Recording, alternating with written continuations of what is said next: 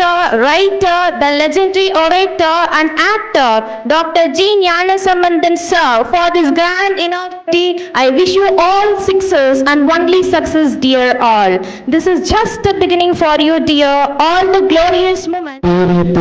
காட்சி பாகிட ஏறி சூளையும் நினைப்பசு புலியும் பாலும் தென்னை நல்கிய குளிரில நீரும் இனியன என்பேன் எனினும் என் தாய் தமிழை என்னுயிர் என்பேன் என்று பாவேந்தர் பாரதிதாசனின் வழி நின்று தமிழ் தாயை வாழ்த்துவோம்.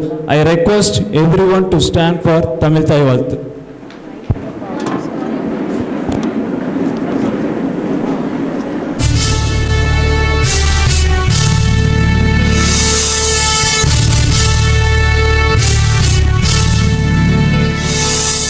நீராறும் கடலுடுத்த நிலமடந்தை கெழிலொழுகும் சீராறும் மதனமென நிகழ்வத கண்டமிதில் எக்கணமும் அதில் சிறந்த திராவிடனல் திருநாளும் தக்க சிறு திரை நுதலும் தரித்தனரும் திலகமுமே அத்திலக வாசனை போல் அனைத்துலகும் இன்பமுற எத்திசையும் புகழ் மணக்க இருந்த பெரும் தமிழனங்கே தமிழனங்கே உன் சீரிழமை திறம்பியந்து செய்ய மறந்து வாழ்த்துதுமே வாழ்த்துதுமே வாழ்த்துதுமே.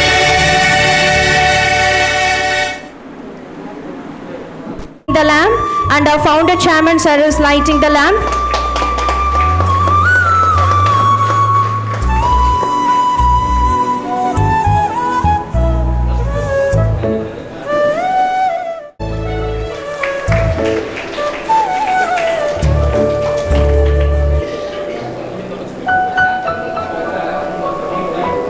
This is just looking like a wow. Our student is lighting the lamp. Give the big round of applause, dear all.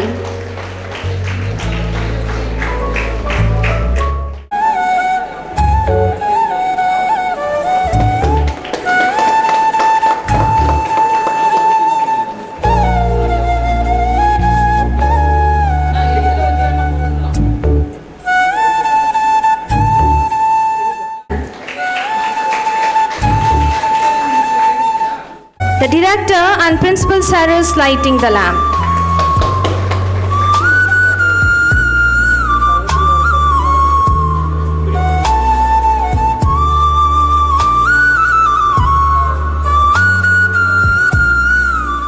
Faculty members, my dear non-teaching faculty, staffs, proud parents, member of the press and media persons, and my beloved first year students, respected dignitaries on the dais of the dais.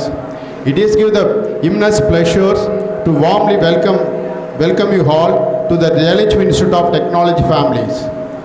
Our institute was established in 2008 and today we are 17 years old. We are the proud 18th batch of students who joining our institution. At present, around 1,556 students are pursuing their education here across 4 years.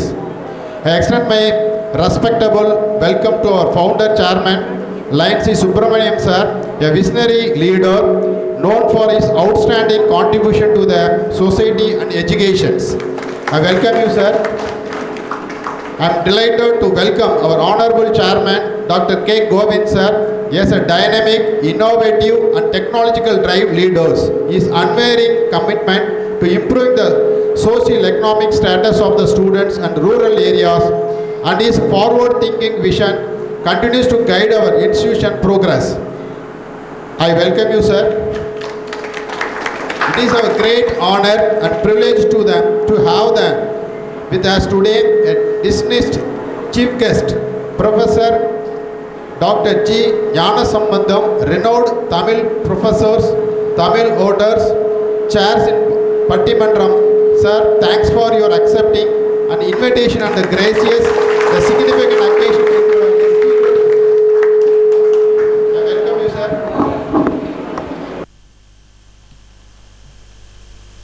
A warm welcome to Mr. Kannan, Director, who is the dedicated efforts towards the growth and development of our institution, the highly commendables. I welcome you, sir.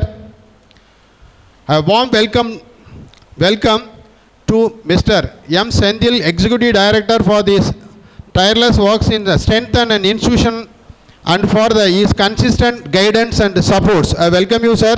A warm welcome, Mr. Kamarai, sir, Administrative Officer, whose dedicated effort towards the growth and development of our institution. I welcome you, sir. Once again, warm welcome on all of you. Thank you.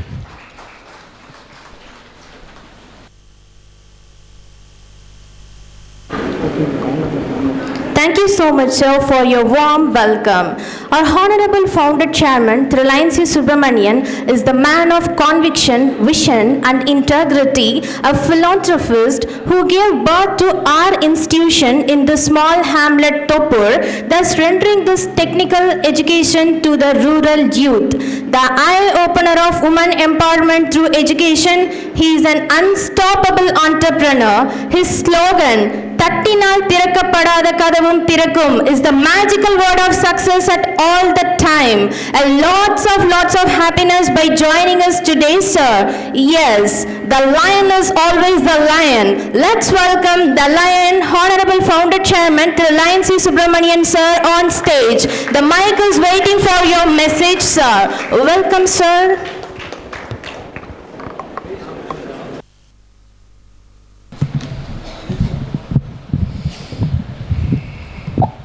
அனைவருக்கும் காலை வணக்கம். முதன்மை விருந்தினர் பேராசிரியர் ஞானசம்பந்தம் அவர்களே, ஜேஐடியின் current chairman doctor Govind அவர்களே, இந்த ஜேஐடி கல்லூரியை வழிநடத்தி கொண்டிருக்கும் திரு S Kannan, doctor Senthil, doctor Tamilarasu principal, all the teaching faculty, the professors, assistant professors, all the supporting staffs.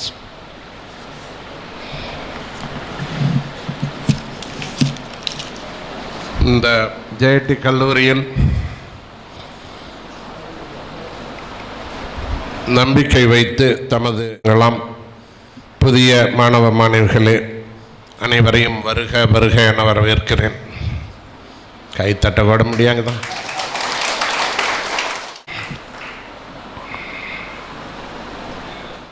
கிராமப்புற மாணவர்களின் நலனில் அக்கறை கொண்டு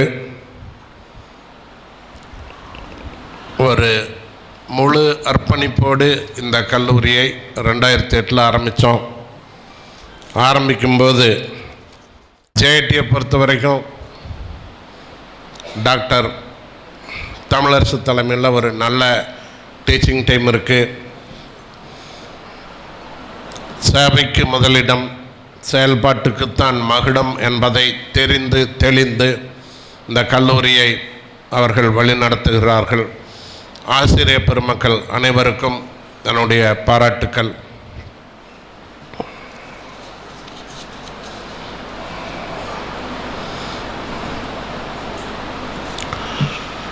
இன்றைக்கி முதன்மை வந்திருக்கிற பேராசிரியர் ஞானசம்பந்தம் அவர்கள் ஏற்கனவே பரிச்சயமானவர். 2004 நான் ஒரு ப்ரோக்ராம் ஒன்று ஒசூரில் ஸ்பான்சர் பண்ணேன். டிசம்பர் 2004, 21 வருஷத்துக்கு முன்னால். அன்றைக்கி அவர் தான் பட்டிமன்ற தலைவராக வந்திருந்தார் ஒசூருக்கு. ஜெயலட்சுமி ப்ரெஸ்ஸிங்ஸ் நம்ம கம்பெனி சார்பாக ஸ்பான்சர் பண்ணியிருந்தோம். ஸோ அப்போ அவர் கூட பாரதி பாஸ்கர், ராஜா எல்லாம் வந்திருந்தாங்க பட்டிமன்றத்துக்கு. ஸோ அவருடைய பேச்சுக்கு நான் ரசிகன். ஸோ இன்றைக்கி வந்திருக்கிறதுல அவரை சந்தோஷமாக வரவேற்கிறோம்.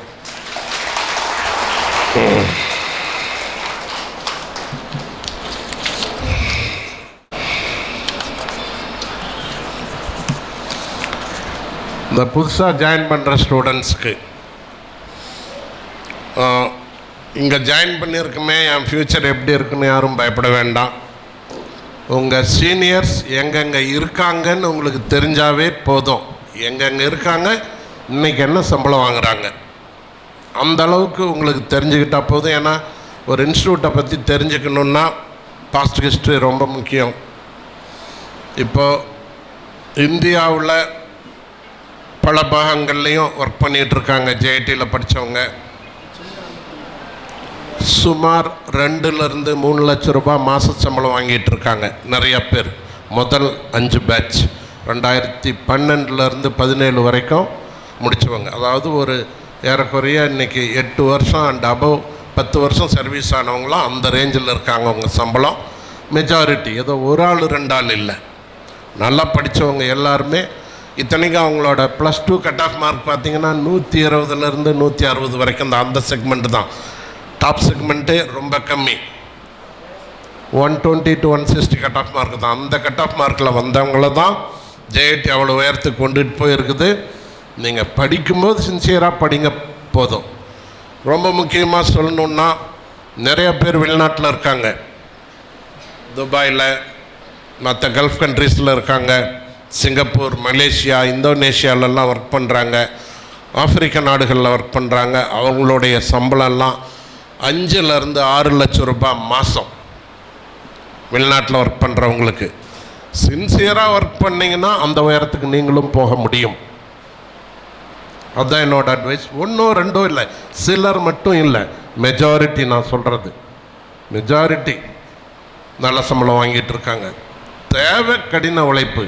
படிக்கும்போது சின்சியராக படிங்க, பின்னால் வேலைக்கு போகும்போது ராத்திரி பகலாக உழைக்கணும். யாருமே, நான் சொல்கிற யாருமே 12 மணி நேரத்துக்கு கீழே உழைக்கல. இன்றைக்கி ராத்திரி பகலாக உழைச்சிக்கிட்டு இருக்கிறாங்க போகிற இடத்துல. இன்றைக்கி என் கூட டச்சில் இருக்காங்க. அதுக்கு மேலே ஒரு 300க்கு மேலே சொந்த தொழிலில் இருக்காங்க. 300க்கு மேலே இந்த காலேஜில் படித்தவங்க சுயத்தொழிலில் ஜோர் காமிச்சிக்கிட்டு இருக்காங்க. பெங்களூரில், ஒசூரில், கோயம்புத்தூரில், சென்னையில், ஏன் தருமபுரியிலேயே நிறைய பேர் இருக்காங்க, சொந்த தொழிலில் இருக்காங்க. எல்லாருமே சொந்த தொழில்னால் என்ன, குறைஞ்சபட்சம் 1 கோடி அண்ட் அபவ் சம்பாதிச்சிட்டேன் ஆல்ரெடின்னு சொல்கிறவங்க இருக்காங்க. ஏன்னா அந்த அப்படி சம்பாதிக்கலன்னா அவங்க வாய் திறந்தே சொல்ல மாட்டாங்க. அந்த அளவுக்கு ஒரு கம்ஃபர்ட்டோடு இருக்காங்க. எதுக்காக சொல்கிறேன்னா, ஒவ்வொரு காலேஜுக்கும் ஒரு அடையாளம் இருக்கும். ஜேஐடியோட அடையாளம் சுயத்தொழில். சரி, சுயத்தொழிலுக்கு எனக்கு தைரியம் இல்லை சார், அப்போ டாப் மேனேஜ்மெண்ட்டுக்கு போ. சின்ன கம்பெனியாக இருந்தாலும் சரி, அதனுடைய உச்சத்துக்கு போ. அந்த கம்பெனியோட ஓனரை ஃப்ரீ பண்ணுற அளவுக்கு நீ அந்த பொறுப்பை எடு. நீ சொந்த தொழிலில் என்ன வருமானம் கிடைக்குமோ அந்த சம்பளம் உனக்கு கிடைக்கும், சம்பளமாகவே கிடைக்கும். ஆனால் ஓனரோட பொறுப்பை நீ எடுக்கணும். அப்படின்னா ஓனராக இருந்தால் என்ன வேலை செய்யணுமோ அதை நீ செய்யணும். அப்படி செஞ்சேன்னா உன்னை அந்த உயரத்துக்கு மேனேஜ்மெண்ட் கொண்டுட்டு போகும். உழைக்கிற யாரையுமே விடமாட்டாங்க, கெட்டியாக பிடிச்சிப்பாங்க எந்த மேனேஜ்மெண்ட்டும். இங்கிலீஷில் சொல்லுவாங்க, purity of action, quality of action and proper mode of action. Valluvar இதை ரொம்ப அழகாக சொல்லியிருக்காரு. வினை தூய்மை, வினை திட்பம், வினை செயல் வகை. Purity of action, quality of action and mode of action. So அந்த right action for right reason நீங்கள் செய்ய கற்றுக்கிட்டீங்கன்னா, அதாவது சரியான காரணத்திற்கான சரியான செயல்பாடு அப்படின்னு நீங்கள் தெளிந்து செயல்பட்டீங்கன்னா யூ கேன் டூ வண்டர்ஸ். அடுத்து, நான்லாம் படிக்கிற காலத்தில் பெங்களூருக்கு போனேன் வேலை தேடி. இப்போ அப்படி இல்லை, ஒவ்வொரு மாவட்டத்துக்கும் ஒரு சிப்காட் தொழிற்பேட்டை வந்தாச்சு. இப்போ சேலம் இரும்பாலையில் ஒரு 1600 ஏக்கரை ஃப்ரீ பண்ணியிருக்காங்க. சேலம் ஸ்டீல் பிளான்ட்டோட லேண்டை சென்ட்ரல் கவர்மெண்ட் ஹேண்ட் ஓவர் பண்ணிட்டாங்க ஸ்டேட் கவர்மெண்ட்டுக்கு. சிப்காட் வருது. தருமபுரியில் 1700 ஏக்கரில் வேலைகள் கம்ப்ளீட் ஆகிக்கிட்டு இருக்குது, அலாட்மெண்ட்டும் ஆகிக்கிட்டு இருக்குது. பக்கத்தில் போச்சம்பள்ளி, அந்த பக்கம் பர்கூர் சிப்காட்டு. ஒசூர் எடுத்துக்கிட்டால் சிப்காட் ஃபேஸ் 5 இப்போ ரெடி பண்ணிகிட்டு இருக்கிறாங்க. ரைட்டா, நான் ஃபேஸ் 1 இருக்கும்போது நான் என் தொழில் ஆரம்பித்தேன். இன்றைக்கி சிப்காட் ஃபேஸ் 5 இருக்குது ஒசூரில். நம்ப முடியாத அளவுக்கு அட்வான்ஸ்மெண்ட். இன்றைக்கி போய் பார்த்தா ஏரோஸ்பேஸ் இண்டஸ்ட்ரியும் டிஃபென்ஸ் இண்டஸ்ட்ரியும் பெரிய அளவில் வந்துக்கிட்டு இருக்கு ஒசூரில். இப்போ நான்லாம் இருக்கும்போது ஆட்டோமொபைல் தான் உச்சக்கட்டத்தில் இருந்தது. இன்றைக்கி பார்த்திங்கன்னா ரொம்ப ரொம்ப அட்வான்ஸ்டாக போயிட்டுருக்குது. அவ்வளவு அட்வான்ஸ்மெண்ட்டு. ஒரு டாடா எலக்ட்ரானிக்ஸ் எடுத்துக்கிட்டால் அது டாக் அபவுட்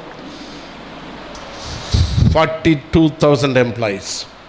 அந்த அவங்க எம்ப்ளாயீஸ்க்காக கட்டியிருக்கிற அந்த பல அடுக்குமாடி கட்டிடத்தை பாருங்கள், உங்களுக்கு அந்த பிரமிப்பு, அந்த பிரம்மாண்டம் புரியும். அவ்வளவு மிகப்பெரிய ஒரு குடியிருப்பு பகுதி ரெடி ஆகிட்டுருக்கு டாடா எலக்ட்ரானிக்ஸ்க்காக ஒசூரில், கொஞ்சம் நஞ்சம் இல்லை. ஸோ டெய்லி ஒரு விலையாக இருக்குது நிலத்தோட விலையெல்லாம் ஒசூர்லலாம். ஏன்னா நான் ஒசூரில் தான் 45 வருஷமாக குடியிருக்கிறேன். இன் அண்ட் அவுட் நான் பார்த்துக்கிட்டு தான் இருக்கேன். ஸோ வளர்ச்சி வேகம் ரொம்ப ஜாஸ்தியான ஊர்கள் நம்மளை சுற்றியே இருக்குது. நீங்கள் வேலை தேடி எங்கேயோ போக வேண்டாம், எதையாவது ஒன்று ஒழுங்காக கற்றுக்கிட்டு இன்டெப்த்து போனீங்கன்னா முன்னுக்கு வந்துடலாம்.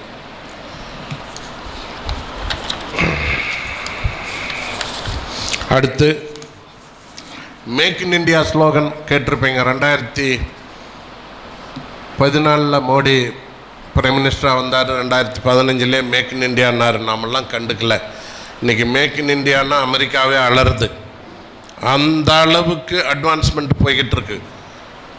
இப்போது செமிகண்டக்டர்ஸ்னால் 1,60,60,000 கோடி ரூபாய் தலை சுற்றுது இல்லை, அவ்வளோ இன்வெஸ்ட்மெண்ட் நடக்குது. இந்தியா எந்த நாட்டையும் டிபெண்ட் பண்ணாது. அந்த அளவுக்கு அட்வான்ஸ்மெண்ட். ஆட்டோமொபைலாக இன்றைக்கி உலகத்தோட பெஸ்ட் ஆட்டோமொபைல் அத்தனை இந்தியாவில் ப்ரொடக்ஷன் நடக்குது. எந்த கம்பெனி இந்தியாவில் இல்லை சொல்லுங்கள். இந்தியா உலகத்தினுடைய ஹையஸ்ட் ப்ரைஸ்டு கார் பூரா இந்தியாவில் அசம்பிள் ஆகுது இன்றைக்கி. அந்தளவுக்கு அட்வான்ஸ்மெண்ட் இருக்குது.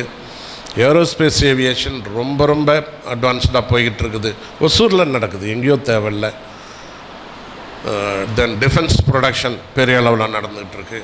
நான் கூட அந்த காலத்தில் பண்ணியிருக்கேன். T-72 அர்ஜுன் டேங்க் இருக்கு இல்லையா, அதுக்கெல்லாம் நான் டிசைன் பண்ணியிருக்கேன். ரஷ்யன் ஒரு புக்லெட் கொடுப்பாங்க ரஷ்யன் லாங்குவேஜிலேருந்து இங்கிலீஷ்க்கு, டிக்ஷனரி மாதிரி. அதை வச்சுக்கிட்டு மொழிபெயர்த்து நான் ஏராளமான இன்ஜினியரிங் டிசைன் பண்ணியிருக்கேன் அதுக்காக.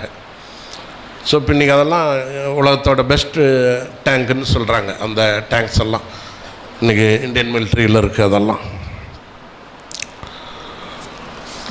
அடுத்து சுயதொழில் ஊக்குவிக்கிறதுக்காக தொடர்ந்து இந்த காலை ஸ்டூடெண்ட்ஸ் கிட்ட பேச பேச தான் அவங்களுக்கு பயம் போகும். என்ன, அந்த பயம் போனாவே சொந்த தொழிலுக்கு ரெடி ஆகிடுவாங்க. ஏன் சொந்த தொழில் நிறைய பேர் ஆரம்பிக்கிறாங்க? தோற்றுருவாங்கிற பயம். ஸோ அந்த பயத்தை போக்குறத ஜேஐடி முறைப்படி முழுமையாக கூட டைம் ஸ்பெண்ட் பண்ணுவேன். அடுத்து Thank you, sir, for your inspiring speech. It may trigger the young minds to succeed. I request our beloved principal to give keynote address. அன்பார்ந்த பெற்றோர்களுக்கும் என் அருமை மாணவ மாணவிகளுக்கும் இந்த காலை வணக்கம். எங்கள் கல்லூரியின் சார்பாக எங்கள் கல்வி நிறுவனம் 2008ஆம் ஆண்டு நிறுவப்பட்டது. இன்று நாங்கள் 17 ஆண்டுகள் நிறைவு செய்துள்ளோம். எங்கள் கல்வி நிறுவனத்தில் இது 18வது பேட்சாக நீங்கள் வந்துள்ளீர்கள் பட்டப்படிப்பு மேற்கொள்வதற்கு. உங்களை நன்றியோடு நாங்கள் வரவேற்கிறோம். இக்கல்லூரியில் சுமாராக 1556 மாணவர்கள் 4 ஆண்டு கல்வியை எங்கள் நிறுவனத்தில் பயின்று வருகிறார்கள், எல்லா துறைகளிலும் சேர்த்து. இன்னும் உங்கள் வாழ்வில் ஒரு முக்கியமான நாள். பள்ளி படிப்பை முடித்துவிட்டு உங்கள் உயர்கல்விக்காக அடியெடுத்து வைத்திருக்கிறீர்கள். இது கற்றல், வாய்ப்புகள் மற்றும் வளர்ச்சி நிரம்பிய ஒரு புதிய அத்தியாயமாகும். எம் கல்லூரி என்பது பாட புத்தக கல்வி மட்டுமல்ல, அது உங்கள் நற்பண்புகளை உருவாக்கவும் திறமைகளை மேம்படுத்தவும் நிஜ வாழ்க்கைக்கு தயார் செய்யும் இடமாகும்.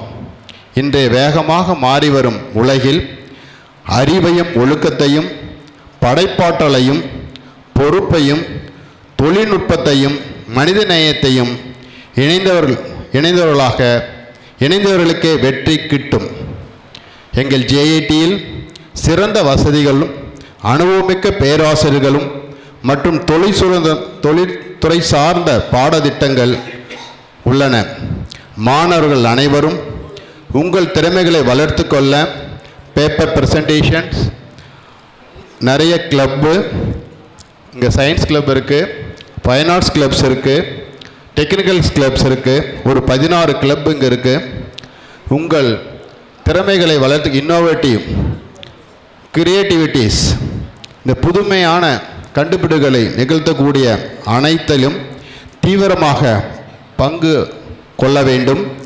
இவைகள் உங்கள் நம்பிக்கையும் திறமைகளையும் வளர்க்கும் மேடைகளாகும். அன்பு மாணவர்களே, மதிப்பெண் முக்கியம்தான், ஆனால் அது மட்டுமே போதுமானதல்ல. இந்தியாவிலும் உலக நாடுகளிலும் திறமையானவருக்கு எண்ணற்ற வேலை வாய்ப்புகள் காத்திருக்கின்றன. அந்த வாய்ப்புகளை பயன்படுத்தி கொள்ள நீங்கள் தொடக்க காலத்திலிருந்தே உங்கள் கம்யூனிகேஷன் ஸ்கில்லையும் பாட அறிவையும் சப்ஜெக்ட் நாலேஜ், டெக்னிக்கல் நாலேஜ் வளர்த்து கொள்ள வேண்டும். ஒவ்வொரு ஆண்டும் எங்கள் கல்லூரியில் பிளேஸ்மெண்ட் ரெக்கார்டு சாதனை 86 விழுக்காடு மாணவர்கள் வேலை வாய்ப்புகளை பெறுகிறார்கள். 4 லட்சம் முதல் 12 லட்சம் வரை டயர் 1, டயர் 2 எம்என்சி கம்பெனியில் பணிபுரிகிறார்கள், சேர்ந்து உள்ளார்கள், பணிபுரிகிறார்கள், ஒவ்வொரு ஆண்டும் சேர்கிறார்கள். மேலும் சுமார் 10% மாணவர்கள் தொழில் முனைவோர்களாக தங்களை வளர்த்தி கொண்டு ஒரு வெற்றிகரமான சொந்த நிறுவனங்களை தொடங்கி நிறைய மாணவர்களுக்கு வேலைவாய்ப்பை தந்து கொண்டிருக்கிறார்கள்.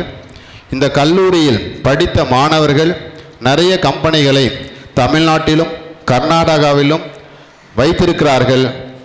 அவர்கள் ஒரு ஆண்டிற்கு கோடிக்கணக்கில் சம்பாதித்து கொண்டிருக்கிறார்கள். அண்ணா பல்கலைக்கழக தேர்வுகளில் எங்கள் கல்லூரி தொடர்ந்து சிறந்த முடிவுகளை ரிசல்ட்டை பெற்று வருகின்றன. மாணவர்கள் எதிர்காலத்துக்கு தயாராகும் வகையில் communication skill, soft skills, technical skills போன்றவற்றில் அவளுக்கு ட்ரைனிங் கொடுக்கிறோம்.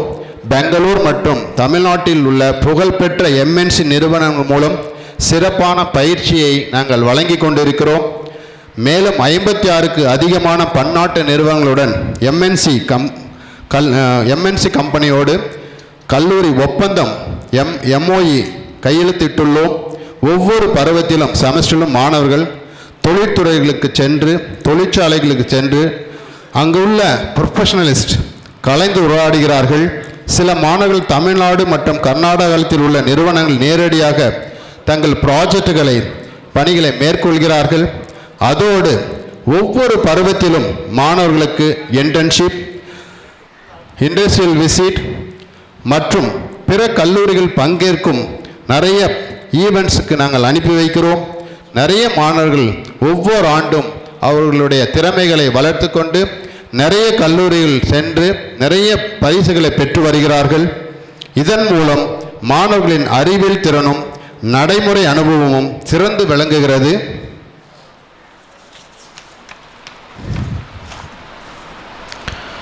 அன்பு பெற்றோர்களே, உங்கள் பிள்ளைகளை எங்களிடம் நம்பிக்கையோடு அனுப்பியுள்ளீர்கள். அவர்களை நல்ல பொறியாளர்களாகவும் தொழில் முனைவோர்களாகவும் மட்டுமல்ல பொறுப்புள்ள குடிமக்களாகவும் உருவாக்குவோம் என்பதில் உங்களுக்கு நாங்கள் உறுதியளிக்கிறோம். உங்கள் அன்பு மாணவர்களே, பெரிய கனவு காணுங்கள். நம்ம அப்துல் கலாம் சொன்ன மாதிரி கடினமான உழையுங்கள், எப்போதும் பணிவுடன் இருங்கள். உங்கள் பயணம் இன்று தொடங்குகிறது. எதிர்காலம் உங்கள் கையில் உள்ளது. உங்கள் ஒவ்வொரு அடியிலும் நாங்கள் உங்களுடன் இருப்போம். ஒவ்வொருவரிடமும் தனித்திறன் உள்ளது. அதை வெளியே கொண்டு வருவதற்கு நாங்கள் உறுதுணையாக இருப்போம். மீண்டும் ஒரு முறை உங்கள் அனைவரையும் ஜெயலட்சுமி தொழில்நுட்ப கழகம் குடும்பத்தின் சார்பாக மனமாற வரவேற்று அமர்கிறேன். நன்றி, வணக்கம்.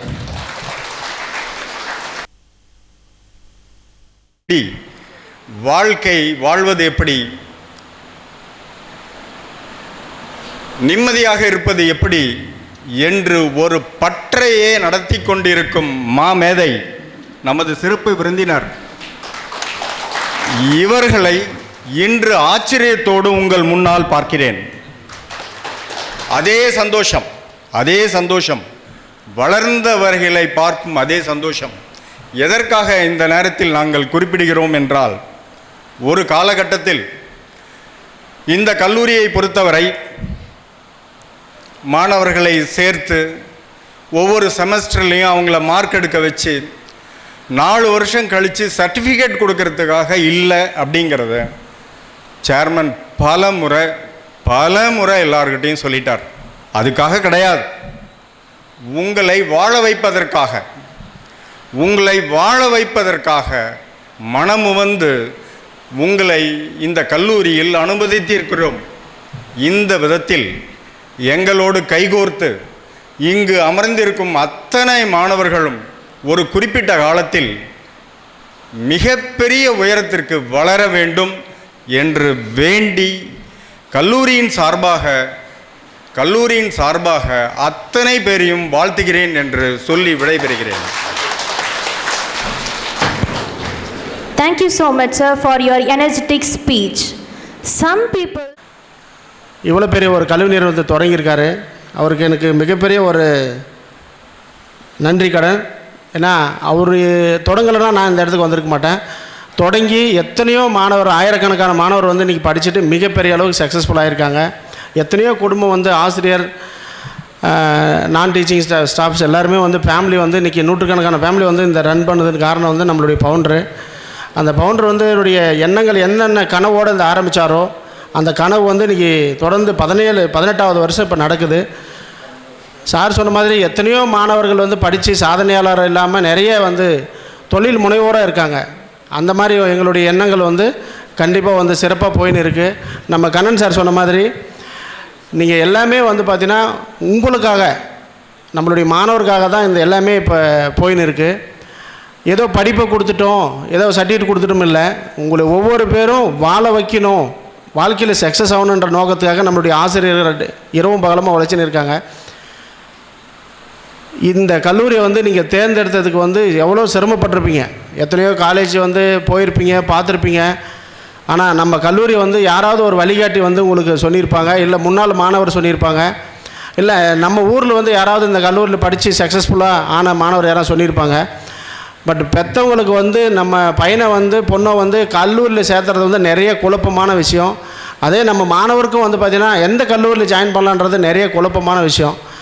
12வது வரைக்கும் ஏதோ ஒரு ஸ்கூலில் வந்து படிச்சிருப்போம், கவர்மெண்ட் ஸ்கூலாக இருக்கட்டும் இல்லை ப்ரைவேட் ஸ்கூலாக இருக்கும். பட் காலேஜ் லைஃப்ன்றது வந்து மிகப்பெரிய ஒரு முக்கியமான ஒரு வழி. அந்த வழியை வந்து கரெக்டாக வந்து தேர்ந்தெடுத்துட்டிங்கன்னா மிகப்பெரிய அளவுக்கு வந்து நீங்கள் சக்ஸஸ்ஃபுல்லாக மாறலாம். ஏன்னா கல்லூரி லைஃப் வந்து கண்டிப்பாக வந்து ஒவ்வொரு மாணவருக்கும் ரொம்ப முக்கியமான இடம். அதே போல் கல்லூரியில் கூட இருக்கிற மாணவர்களும் வந்து பார்த்திங்கன்னா ரொம்ப முக்கியமான மாணவர்கிட்ட நீங்கள் ஜோடி சேர்ந்தீங்கன்னா மிகப்பெரிய அளவுக்கு சக்ஸஸ்ஃபுல்லாக. 4 பேர் நல்லவங்ககிட்ட சேர்ந்தீங்கன்னா சக்ஸஸ், நல்ல கல்லூரியில் சேர்ந்தால் சக்ஸஸ். அதனால் வந்து நல்ல கல்லூரி, நம்ம கல்லூரியில் தேர்ந்தெடுத்து நீங்கள் வந்திருக்கீங்க. அத்தனை பேரும் கண்டிப்பாக ஒவ்வொரு மாணவருக்கும் நாங்கள் அக்கறையோட நல்ல படிப்பை கொடுத்து, நல்ல ஒரு வேலை வாய்ப்பை கொடுத்து, நிறைய நல்ல பழக்க வழக்கங்களாக கற்றுக் கொடுத்து நாங்கள் பண்ண போகிறோம். இன்றைக்கி வந்து பார்த்திங்கன்னா நம்ம சீஃப் கெஸ்ட் வந்து உங்களுக்கு எல்லாருக்கும் வந்து நல்ல கருத்துக்களை வந்து வந்திருக்காரு. அவரை பற்றி நீங்கள் எல்லோரும் கேள்விப்பட்டிருப்பீங்க. எத்தனையோ பட்டிமன்றம், எத்தனையோ தமிழ் சொற்பொழிவு. நம்மளுக்கு இன்றைக்கி கல்லூரிக்கு வந்தது வந்து பெரிய ஒரு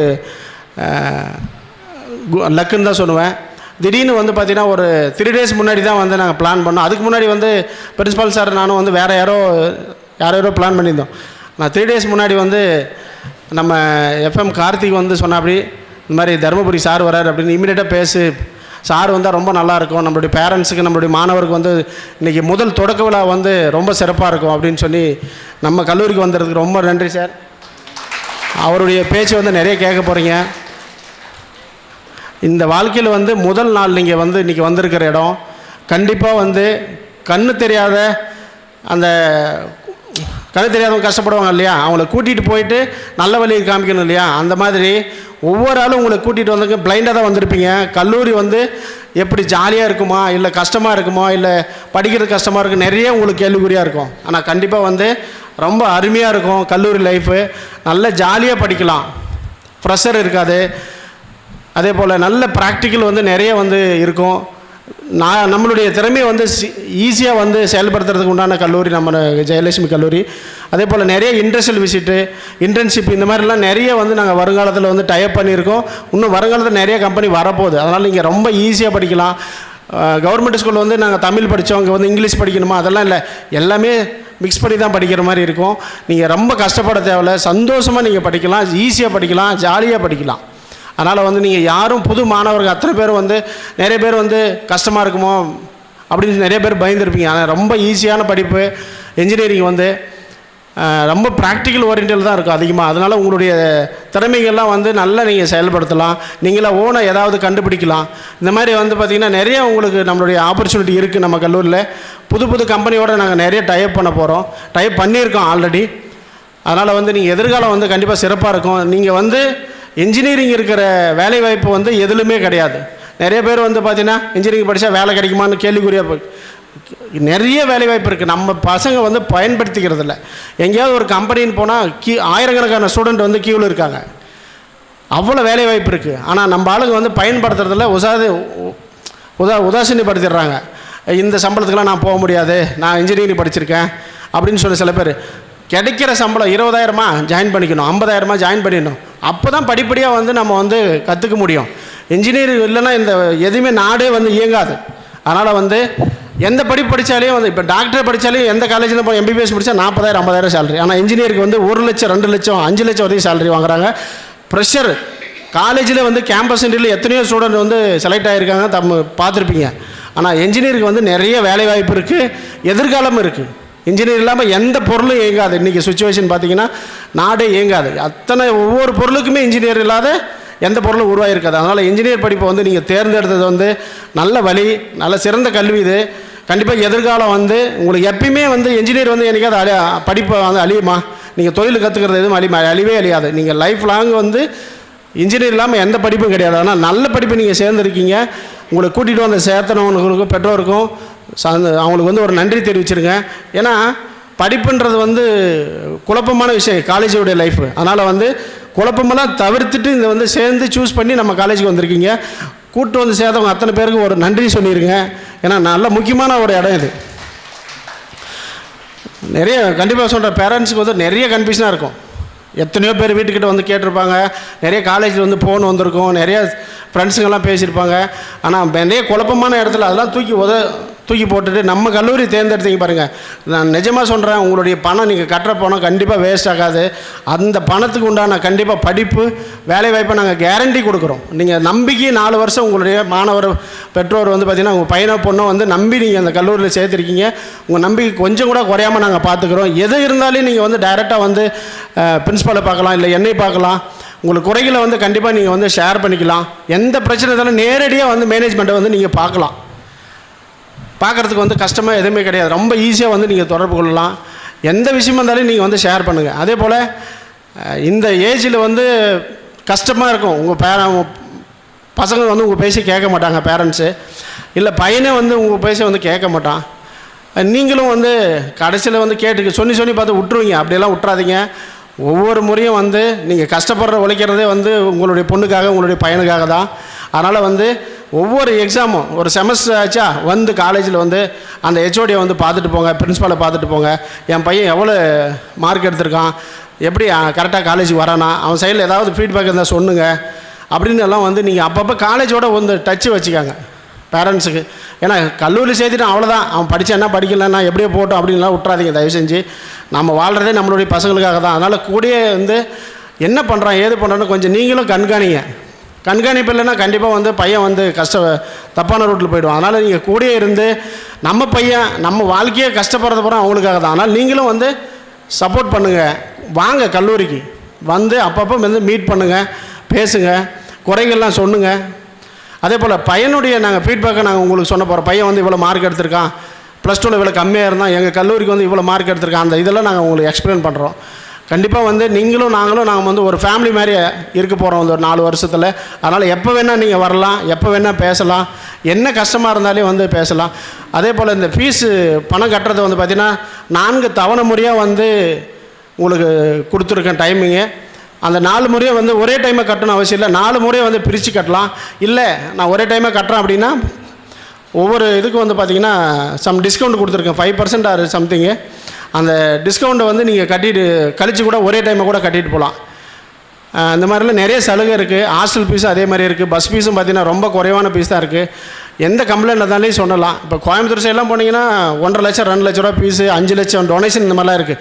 நீங்கள் குறைஞ்ச ஃபீஸில் நம்ம கல்லூரியை வந்து சூஸ் பண்ணி வந்திருக்கீங்க. அந்த குறைஞ்ச ஃபீஸில் நாங்கள் சிறப்பாக எஜுகேஷன் கொடுக்கணும்னு சொல்லிட்டு சிறப்பான ஆசிரியர்கள் வந்து நிறைய பேர் உள்ளே வந்திருக்காங்க. இன்னும் நிறைய ஆசிரியர் வரப்போகிறாங்க ஃப்யூச்சரில். இன்றைக்கி வந்து பார்த்திங்கன்னா இன்ஜினியரிங் ஆசிரியர் வந்து ரொம்ப டஃப்பாக இருக்காங்க. ஏன்னா இன்ஜினியர் படித்த உடனே வேலைக்கு போகிறாங்க. ஆனால் இன்ஜினியருடைய ஆசிரியர் வந்து கிடைக்கிறது ரொம்ப சிரமமாக இருக்குது. இருந்தாலும் நாங்கள் நிறைய சேலரி கொடுத்து நிறைய ஸ்டாஃபுங்களை வந்து உள்ளே வந்துனே இருக்காங்க. கண்டிப்பாக ஃப்யூச்சரில் உங்களுக்கு நிறைய நல்ல நல்ல ஆசிரியர்லாம் வரப்போகிறாங்க. இன்னும் நிறைய ரிசர்ச் ப்ரோக்ராம்லாம் பண்ண போகிறோம். நம்ம காலேஜில் வந்து NAC NBA இந்த மாதிரி அக்ரெடிடேஷன் எல்லாம் வாங்க போகிறோம். ஃப்யூச்சரில் வந்து அட்டனன்ஸும் வந்து வாங்க போகிறோம். அதனால் ஃப்யூச்சரில் வந்து கண்டிப்பாக உங்களுக்கு எல்லா எதிர்பார்க்குற உண்டான விஷயம் எல்லாமே நடக்கும். நிறைய ஸ்போர்ட்ஸ் ஆக்டிவிட்டி, நிறைய கம்பெனிக்கு இண்டஸ்ட்ரியல் இதெல்லாம் கூட்டிகிட்டு போக போகிறோம். நீங்கள் நல்ல ஒரு கல்லூரி தேர்ந்தெடுத்து வந்திருக்கீங்க. கண்டிப்பாக அந்த எதிர்காலம் வந்து சிறப்பாக இருக்கும். நம்பி நீங்கள் வந்திருக்கீங்க. கண்டிப்பாக உங்கள் நம்பிக்கை வீண் போவா நாங்கள் பார்த்துக்குவோம். இந்த நம்மளுடைய சிறப்பு விருந்தினர் வந்து நிறைய பேச போகிறாரு. அதனால் வந்து நீங்கள் எல்லாம் நிகழ்ச்சியெல்லாம் முடிச்சுட்டு எல்லோரும் சாப்பிட்டுட்டு ஏதாவது குறைகள் இருந்தால் வந்து பேசுங்க. இல்லை ஏதாவது ஃபீஸ் சம்மந்தமாக டவுட் இருந்தாலும் பேசுங்க. ஹாஸ்டல் சம்மந்தம் ஏதாவது டவுட் இருந்தாலும் பேசுங்க. உங்களுக்கு எல்லாம் வந்து சொல்யூஷன் வந்து கொடுப்பாங்க. எந்த டவுட் இருந்தாலும் நீங்கள் அப்பப்போ வந்து கேட்கலாம். எப்பவுமே நம்ம கல்லூரி வந்து உங்களுக்காக ஹெல்ப் பண்ண ரெடியாக இருக்குது. அதே போல் இன்னும் வந்து பார்த்திங்கன்னா யாராவது நம்ம ஊரில் சில காலேஜில் சீட்டு கிடைக்காம இடம் கிடைக்காம இருப்பாங்க. இல்லை நிறைய எந்த படிப்பை போகலான்னு இன்னும் குழப்பத்தில் நிறைய பேர் இருக்காங்க. நிறைய பேர் நீட் எக்ஸாம் எழுதிட்டு காலேஜ் எல்லாம் கிடைக்காம நிறைய பேர் இருக்காங்க. அவங்களெல்லாம் கூப்பிட்டு சொன்னுங்க, இந்த மாதிரி வாங்க, இந்த இன்ஜினியரிங் படித்தா இந்த அளவுக்கு வேலை வாய்ப்பு இருக்குது, இவ்வளோ ஃபீஸ் கம்மியாக இருக்குதுன்னு சொன்னுங்க. நம்ம ஊர் சைடில் இருந்தால் கூட்டிகிட்டு வந்து சேர்த்துங்க. இன்னும் கொஞ்சம் சீட்டு இருக்குது. அந்த வாய்ப்பை வந்து நம்ம ஊர் பயன்படுத்திக்கிட்டு நம்மளுக்கு தெரிஞ்ச ஸ்டூடெண்ட்டுகளுக்கெல்லாம் ஏதாவது குறைந்தா பேசுங்க. கண்டிப்பாக இந்த கல்லூரி வந்து நல்ல படிப்பை கொடுக்கும், நல்ல நம்பிக்கையான வேலையை கொடுக்கும். நீங்கள் தைரியமாக வந்து 4 வருஷம் நல்லா ட்ராவல் பண்ணலாம். அப்பப்போ தயவு செஞ்சு நீங்கள் பேரண்ட்ஸ் வந்து வாங்க. மாணவரும் பார்த்திங்கன்னா நிறைய பேர் எந்த டவுட்டாக இருந்தாலும் நீங்கள் வந்து HOD கிட்ட கேளுங்க, இல்லையா பிரின்ஸ்பால் கிட்ட கேளுங்க. அப்பப்போ வந்து உங்களுடைய சொல்யூஷன் வந்து இமீடியட்டாக வந்து சால்வ் பண்ணி கொடுப்போம். எப்படி கேட்குறது, எப்படி இந்த குறையை சொல்கிறதுன்னு சொல்லி தயங்காதீங்க. யாரும் இங்கே வந்து உங்களுக்கு திட்ட மாட்டாங்க. அதனால் வந்து உங்களுடைய பிரச்சனையை வந்து தயவு செஞ்சு வெளியே வந்து சொல்லுங்க. நாங்கள் ரெடியாக இருக்கோம் உங்களுக்காக பண்ணுறதுக்கு. நிறைய மாணவர் மனசுக்குள்ளேயே வச்சுக்குப்பாங்க, இது எப்படி சொல்லலான்னு. தயவு செஞ்சு எந்த பிரச்சனையாக இருக்கட்டும், பொண்ணுங்க பையன் பிரச்சனையாக இருக்கட்டும், பையனுக்கு பொண்ணு பிரச்சனையாக இருக்கட்டும், ஹாஸ்டல் பிரச்சனையாக இருக்கட்டும், ஃபுட்டு பிரச்சனையாக இருக்கட்டும், பஸ்ஸில் ஏதாவது ஒரு பிரச்சனை இம்மீடியட்டாக நாங்கள் வந்து பண்ண ரெடியாக இருக்கோம். அதனால் எந்த பிரச்சனையாலும் தயங்காமல் நீங்கள் வந்து நேரடியாக வந்து பிரின்ஸ்பாலை பாருங்கள். கண்டிப்பாக உங்களுக்கு வந்து சொல்யூஷன் இம்மீடியட்டாக கிடைக்கும். சரிங்களா? நம்ம வந்து கல்லூரி நடத்துறது உங்களுக்காக தான். இது வந்து மாணவரோட கல்லூரி. சரிங்களா? அதனால் வந்து இது வந்து இனிமேல் வந்து ஒவ்வொரு மாணவர் வந்து எங்கள் கல்லூரி நீங்கள் வந்து சொல்லணும். சொல்கிற அளவுக்கு நாங்கள் வந்து எல்லாமே பண்ண போகிறோம். ஏதோ ஒரு காலேஜில் சேர்ந்துருக்குன்னு சொன்னார், எங்கள் கல்லூரி நீங்கள் எல்லாருமே வந்து நீங்கள் வைக்க போகிற இதில் நாங்கள் இருக்கோம். அதனால் வந்து நல்ல கல்லூரி தேர்ந்தெடுத்து வந்திருக்கீங்க. கண்டிப்பாக 4 வருஷம் வந்து பார்த்திங்கன்னா சிறப்பாக வந்து உங்களுக்கு எல்லாமே பண்ண போகிறோம். ஃப்யூச்சரில் நிறைய சாதிக்க போகிறீங்க. இந்த இன்ஜினியரிங் கல்லூரியை வந்து தேர்ந்தெடுத்ததுக்கு மிகப்பெரிய ஒரு வாழ்த்துக்கள். நீங்கள் படிப்பாக இருக்கட்டும், உங்களுடைய ஹெல்த்தும் நல்லா இருக்கட்டும், உங்கள் அப்பா அம்மா வந்து நல்லா இருக்கணும்னு வாழ்த்துக்கிறேன். நன்றி, வணக்கம். Thank you so much, sir, for your motivational speech. JIT team is fire until now. We promise you, sir, will be the wildfire in the future. Thank you so much, sir. We are honored to have a distinguished personality with us as today's chief guest. Now I request our founder, sir, to honor the chief guest with a shawl.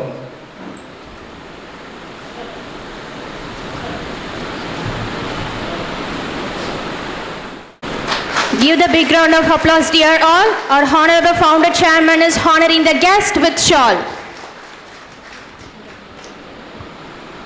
Next, I request our chairman, sir, to honor the chief guest with a memento.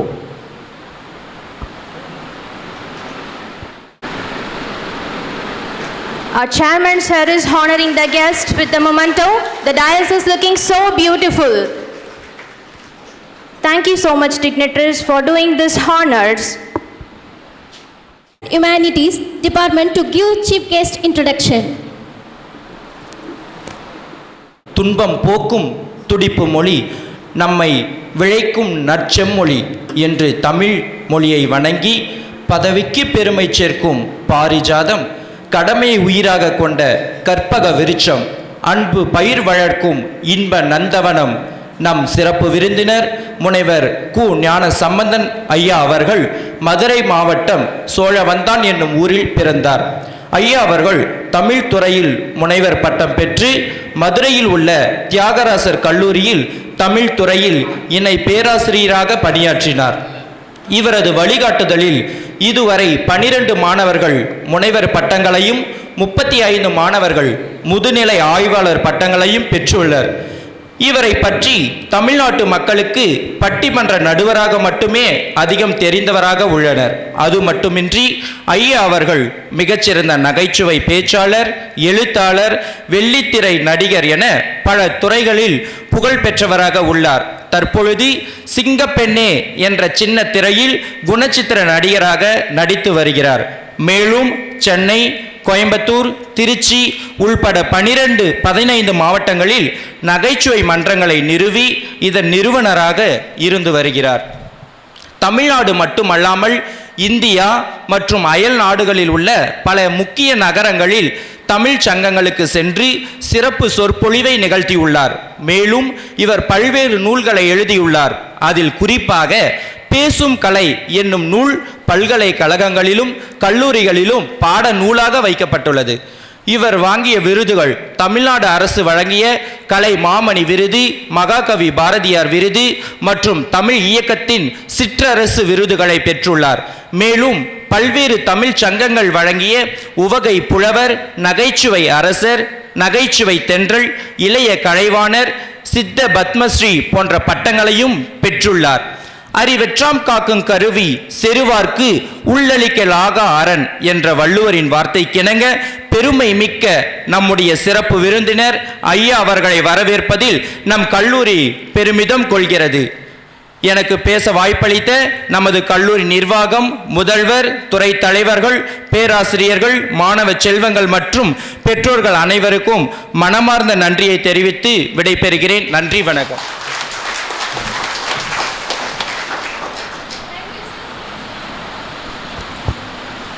Thank you, sir. மேற்சொன்ன கருவிகளுக்கும் சொந்தக்காரர், மதுரையின் மைந்தன், ஜெயலலிதா அம்மா அவர்களால் கலைமாமணி விருது பெற்ற, சிரிப்போடு சேர்த்து சிந்தனையையும் அள்ளித்தர வருகை தந்துள்ள தமிழ்துறை பேராசிரியர், நகைச்சுவை பேச்சாளர், எழுத்தாளர் மற்றும் நடிகர் என பல துறைகளில் கலை தேர்ந்தவரை வருக என அன்புடன் வரவேற்கிறோம்.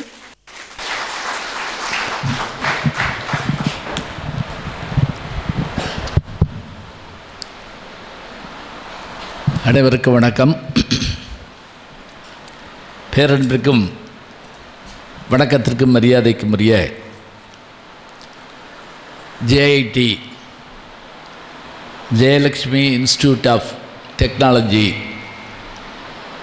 இந்த அற்புதமான பொறியியல் கல்லூரியினுடைய இனாகுரல் செரமனி, அதாவது முதலாண்டு மாணவர்கள் வருகை தந்து உங்களுக்கும் உங்களை எங்களுக்குமாக அறிமுகம் செய்து கொள்கிற ஒரு நல்ல விழா. இந்த விழாவிலே நான் பங்கேற்பதற்கு பெரிதும் காரணமாக இருந்தவர் என்னுடைய அருமை நண்பர், FM வானொலியில் பணியாற்றுகின்ற திரு ஆர்ஜே கார்த்திக் அவர்களுக்கு என்னுடைய அன்பான வாழ்த்தை, வணக்கத்தை மகிழ்வோடு தெரிவித்துக் கொள்கிறேன். இந்த அற்புதமான கல்வி ஆலயத்தினுடைய ஃபவுண்டர், இதனை உருவாக்கி உலக அளவிற்கு இதனை கொண்டு சென்றிருக்கக்கூடிய நம்முடைய வணக்கத்திற்குரிய சேர்மன் ஐயா அவர்கள், கல்வி பணியோடு சமுதாய பணியும் செய்து வருகின்ற நல்லவர். இப்போ தான் அவர் எழுதின கவிதையும் நம்ம கேட்டோம். எனக்கு ரொம்ப ஆச்சரியமாக இருந்தது. என்ன இந்த வேலையெல்லாம் யார் பார்ப்பான்னா, எங்களை மாதிரி தமிழ்வாதியாருங்க அல்லது வேறு யாராவது கவிதை எழுதுவாங்க. ஒரு தொழிற்கல்வி படித்தவர், ஒரு கல்லூரியை உருவாக்கியிருப்பவர், ஒரு அரிமா சங்கத்தைச் சேர்ந்தவர் என்று பல்வேறு முகங்களை உடைய நம்முடைய வணக்கத்திற்குரிய அரிமா திருமகை ஐயா சுப்பிரமணியன் அவர்களுக்கு என்னுடைய அன்பான வணக்கத்தை நான் மகிழ்வோடு தெரிவித்துக் கொள்கிறேன். நல்லா தான் கைதட்டுங்களேன், சும்மா தானே உட்காந்துருக்கீங்க. பின்னாடி கேட்குதுங்களா? பேசுகிறது கேட்குதா? கடைசியில் கேட்குதா? அங்கே அந்த பக்கம் கேட்குதா?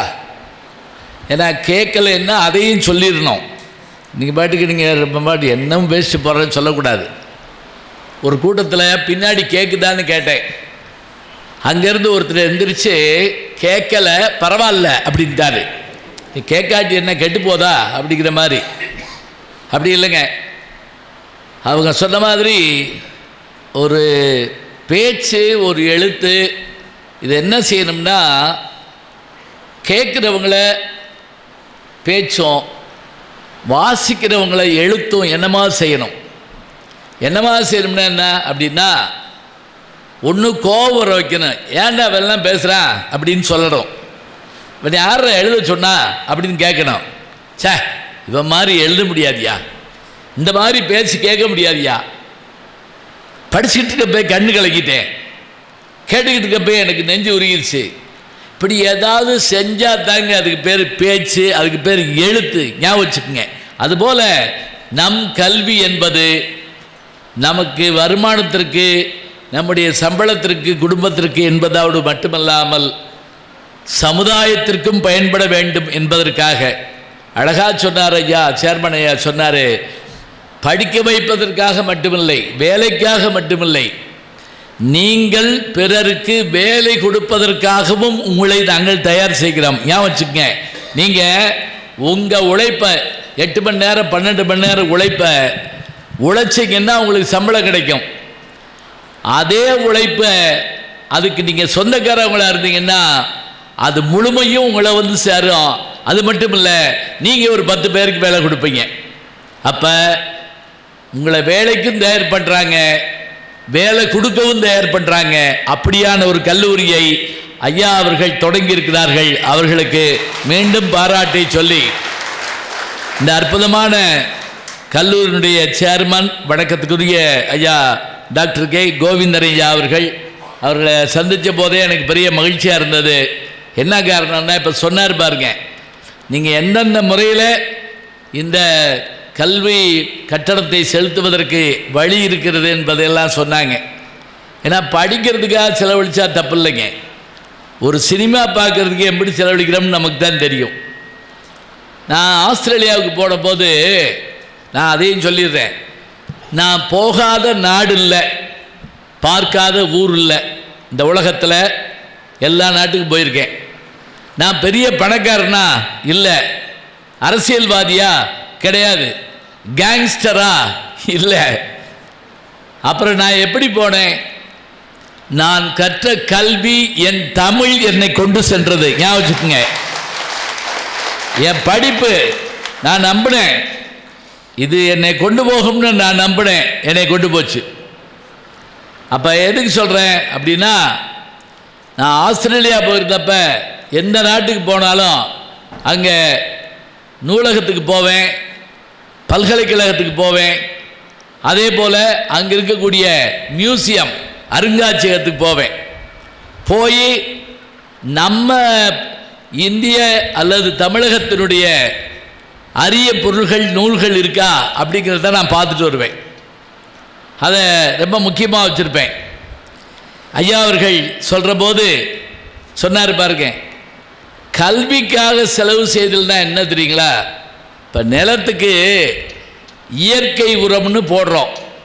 உங்களுக்கு நினைவு இருக்கான்னு தெரியல, இங்கே பெற்றோர்கள் பலர் வந்திருக்கிறீங்க. விவசாயம் பண்ணுறப்ப நிலத்தில் கோடை காலத்தில் என்ன செய்வாங்கன்னா, கொழுஞ்சின்னு ஒரு வகையான செடி இருக்குது. கொழுஞ்சின்னு ஒரு வகையான செடி, இதெல்லாம் பெரும்பாலும் இப்போ கேள்விப்பட்டிருக்க மாட்டோம். அது சினிமாவான்னு கேட்கப்படாது என்கிட்ட வந்து. ஏன்னா அது ஒரு வகையான, இந்த பொட்டானிக்கல் நேம் என்னன்னு எனக்கு தெரியல, அந்த கொழுஞ்சியை விதைச்சிட்டு வருவாங்க அறுவடை பண்ண பிறகு. ஏன்னா அது ஒரு சின்ன செடியாக வர்ற போது அதுக்குள்ளே ஆடி 18 வந்துடும்.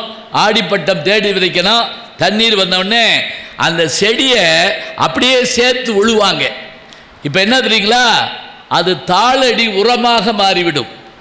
அதுக்கு அவங்க செலவு பண்ணது என்ன அப்படின்னா, அதுக்காக ஒரு பணம் செலவழிச்சிருப்பாங்க. ஆனால் அந்த பணம் என்னவா மாறுதுன்னா அடுத்து வருகின்ற பயிருக்கு உரமாக மாறுகிறது. ஞாபகம் வச்சுக்கங்க. அதுபோல கல்விக்கான செலவு என்பதை செலவு என்று கருதாதீர்கள். இப்போ நம்ம உடம்புக்கு ஒரு விட்டமின் டேப்லெட் போடுறோம்னா அது எதுக்கு? அதை சாப்பிட்டா அதெல்லாம் இல்லைங்க. அது சாப்பிட்டா நமக்கு நல்ல உடல் ஆரோக்கியம் இருக்குன்னு நம்பினா கல்வி ஒரு மருந்து தான். ஒரு அருமையான பாடல் இருக்கு, இந்த உலகத்தில் எது சிறந்த மருந்து அப்படின்னு கேட்டால் நாலடியார்னு ஒரு நூல் இருக்கு. நாலடியார், நீங்கள் ரொம்ப பயந்துடாதீங்க. இவர் தமிழ்வாதியார் கூப்பிட்டு வந்துட்டு நாலடியார் திருக்குறள் சொல்கிறாருன்னு அதெல்லாம் விட்டுட்டு வந்துட்டோம். அதுதான் பிரச்சனை. கல்வி போல் மம்மர் அறுக்கும் மருந்து அப்படிமா. மம்மர்னா கவலைன்னு அர்த்தம். கவலையை போக்குகின்ற ஒரு மருந்து எது என்று கேட்டால் அது கல்வி. எப்படின்னா நாம் வருந்துகிற போதோ, நாம் துன்புறுகிற போதோ, தோல்வி அடைகிற போதோ நம் நண்பர்கள் துணை இருந்து நம்மை காப்பார்கள், நம் பெற்றோர்கள் காப்பார்கள், நாம் வணங்கும் தெய்வம் காக்கும். அதேபோல் நாம் கற்ற கல்வியும் நமக்கு துணை நிற்கும். அதான் ஞாபகம் வச்சுக்கிறணும். இது வேணும். ஐயா சேர்மன் ஐயா அவர்கள், கோவிந்தன் அவர்கள் ரொம்ப அருமையாக சொன்னார்கள். அதே போல் இங்கே இந்த கல்வி நிறுவனத்துடைய செயலராக இருக்கிற மிஸ்ஸஸ் ஜே.எஸ். காயத்ரி அவர்கள், ட்ரெஸரர் மிஸ்ஸஸ் ஜி. காயத்ரி அவர்கள், இயக்குனர் ஐயா திருமிகு கண்ணன் அவர்களோடு நான் கொஞ்ச நேரத்துக்கு முதல்ல பேசிகிட்டு இருந்தேன். அப்போ அவர் சொன்ன அந்த நல்ல செய்திகளையும் அவர் கவனிக்கிற முறையும் பார்த்தபோது எனக்கு பெரிய மகிழ்வாக இருந்தது. கல்வியாளர்கள் எல்லாம் உங்களுக்கு துணை நிற்கிறார்கள். அவர்களுக்கு என்னுடைய அன்பு பாராட்டை மகிழ்வோடு தெரிவித்துக் கொள்கிறேன். அதே போல் எக்ஸிக்யூட்டிவ் டைரக்டர் வணக்கத்திற்குரிய டாக்டர் எம். செந்தில் அவர்களுக்கும் பாராட்டை சொல்லி, எல்லாவற்றுக்கும் மேலாக நம்ம எல்லாம் வரவேற்று இந்த கல்லூரியை மிகச் சிறப்பாக நடத்துகின்ற வணக்கத்திற்குரிய முதல்வர் டாக்டர் கே. தமிழரசு அவர்களுக்கு என்னுடைய அன்பு பாராட்டை மகிழ்வோடு தெரிவித்துக் கொள்கிறேன். இந்த நிகழ்ச்சியிலே பங்கேற்றிருக்கக்கூடிய பல்துறை பேராசிரியர்கள், துறை தலைவர்கள், வருகை தந்திருக்கிற பெற்றோர்கள், மாணவ செல்வங்கள், பாசமிகுந்த பத்திரிகையாளர்கள் என்று அத்தனை பேரையும் வாழ்த்தி வணங்கி, இந்த நிகழ்ச்சியை தொகுத்து வழங்குகின்றவர்கள் ரொம்ப அருமையாக தொகுத்து வழங்குறீங்க. அதுலேயும் பேராசிரியர் மூணாம்பிகை அவங்க அந்த ஆக்சென்ட், அவங்களுடைய உச்சரிப்பு என்ன, அந்த அவங்களுக்கு ஒரு கைதட்டி கொடுங்க. எப்படின்னா ஆக்சென்ட்னா என்ன? மற்றவர்களும் நல்லா பேசுகிறீங்க, குறைய சொல்ல நல்லா சொல்கிறீங்க. ஆக்சென்ட்னா என்ன அப்படின்னா, நீங்கள் அமெரிக்காவுக்கு போனீங்கன்னா அவர்களுடைய பேச்சு மொழி நடை ஒரு மாதிரியாக இருக்கும். அதே போல் லண்டன் போனீங்கன்னா, இங்கிலாந்து போனீங்கன்னா அவங்ககிட்ட ஸ்டைலிஷாக இருக்காது, ஆனால் மரபு ரீதியாக இருக்கும். அவங்க பாரம்பரியத்திலிருந்து விலகவே மாட்டாங்க. உச்சரிப்பு என்பது அவ்வளவு முக்கியமான ஒன்று. இப்போ தமிழுக்கு அது ரொம்ப முக்கியம், ஆனால் அதை நம்ம யாரும் கவனிக்க மாட்டேங்கிறோம். அதான் பெரிய கஷ்டம். நமக்கு தமிழில் ரொம்ப முக்கியம் என்னன்னு கேட்டால் உச்சரிப்பு தான். அந்த தமிழை நாம் உச்சரிக்கும் போதே அது நம்முடைய காதில் இனிமையை தரணும். செந்தமிழ்நாடுன்னும் போதினிலே இன்பத்தேன் பாயுது. இந்த பாட்டை கேட்டதே இல்லையா? யார் பாடினா? பாரதியார். அவர் யாருன்னு கேட்கப்படாது என்கிட்ட. மகாகவி பாரதி. செந்தமிழ்நாடுன்னும் போதினிலே இன்பத்தேன் பாயுது. தேன் எங்கே பாயணும்? நியாயப்படி வாயில் தானே பாயணும். அது என்ன காதில் போய் பாயுது? நம்ம கேட்கலாம், ஏன் காதில் பாய்ஞ்சா எறும்பு வந்துடாதா? அப்படி இல்லை. அது என்ன அர்த்தம் தெரியுமா? அவர் பாடினது எப்போ? 1921. இன்னைக்கு 100 வருஷத்துக்கு முதல்ல, 104 வருஷத்துக்கு முதல்ல பாடுறாரு. இந்த நாட்டை வெள்ளைக்கார ஆள்றப்ப என் நாடு தமிழ்நாடுன்னு சொல்லிட்டாலே என் காதில் தேன் பாஞ்ச மாதிரி இருக்கு. இப்போ தேன்னா வேற ஒன்று, நேரடியாக தேனுக்கு போகாதீங்க. ஹனி அதில் அர்த்தம். அது என்ன, ஸ்வீட் வேர்ட்ஸ் அப்படி வச்சுக்கோங்க, இனிப்பான வார்த்தைகள். எது இனிப்பான வார்த்தை? பையனுக்கு நம்ம ஜெயலட்சுமி இன்ஸ்டியூட் ஆஃப் டெக்னாலஜி கல்லூரியில் இடம் கிடைச்சிருச்சுங்க, இது இனிப்பான வார்த்தை. அங்கே படித்து பையன் வேலைக்கு வந்து இப்போ அமெரிக்காவில் இருக்காருங்க. இனிப்பான வார்த்தை. பொண்ணு அதே மாதிரி பெரிய குரூப் 1ல் பாஸ் பண்ணி ஐபிஎஸ்ஸாக வந்துட்டாங்க. இனிப்பான வார்த்தை. அடுத்த மாதம் அவங்களுக்கு கல்யாணம். இனிப்பான வார்த்தை. பேரன் பிறந்திருக்கா, பேத்தி பிறந்திருக்கா, இனிப்பான வார்த்தை. இதெல்லாம் கூட விடுங்க.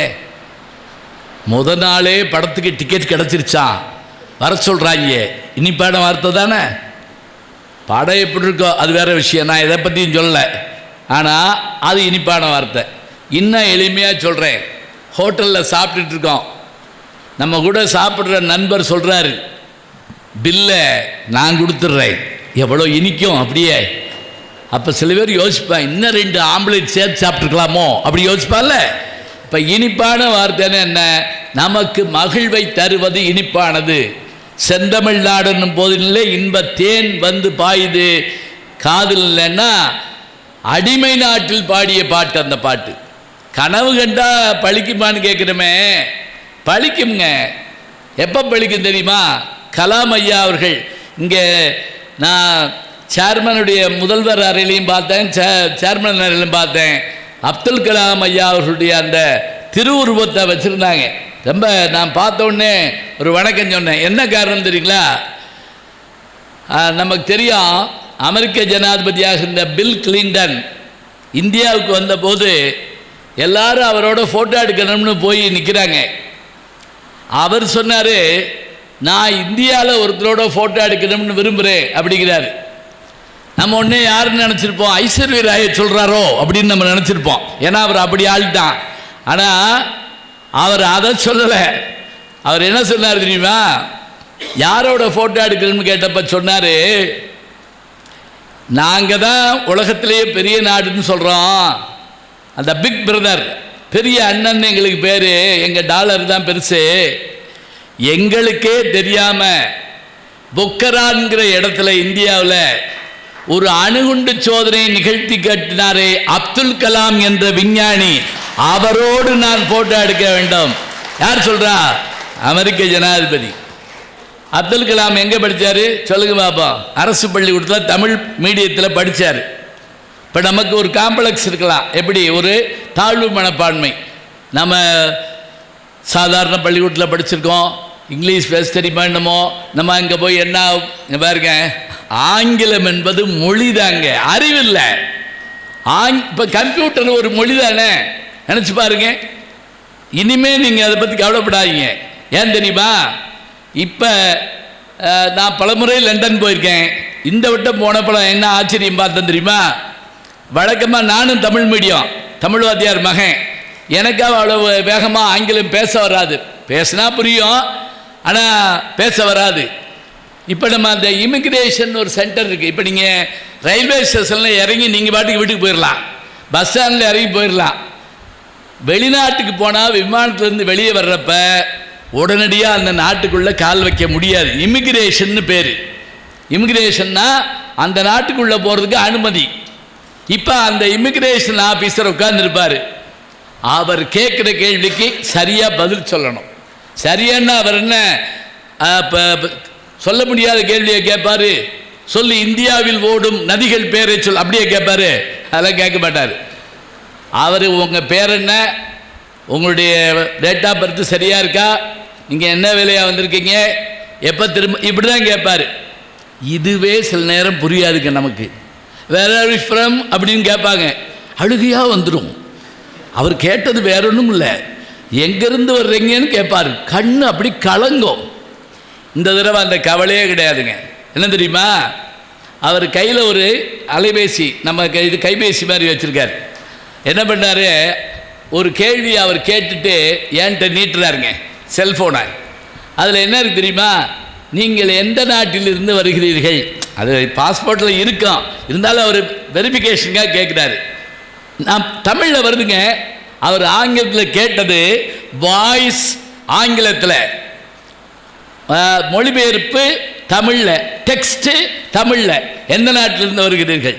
ஏன்ட்ட இப்படி நான் வாங்கிட்டு, நான் இந்தியாவில் தமிழ்நாட்டிலேருந்து வர்றேன். அப்படி திரும்பி பார்க்குறாரு. ஃப்ரம் இந்தியா தமிழ்நாடு, அதில் அவருக்குரிய மொழியில் இருக்குது. நினச்சி பாருங்க.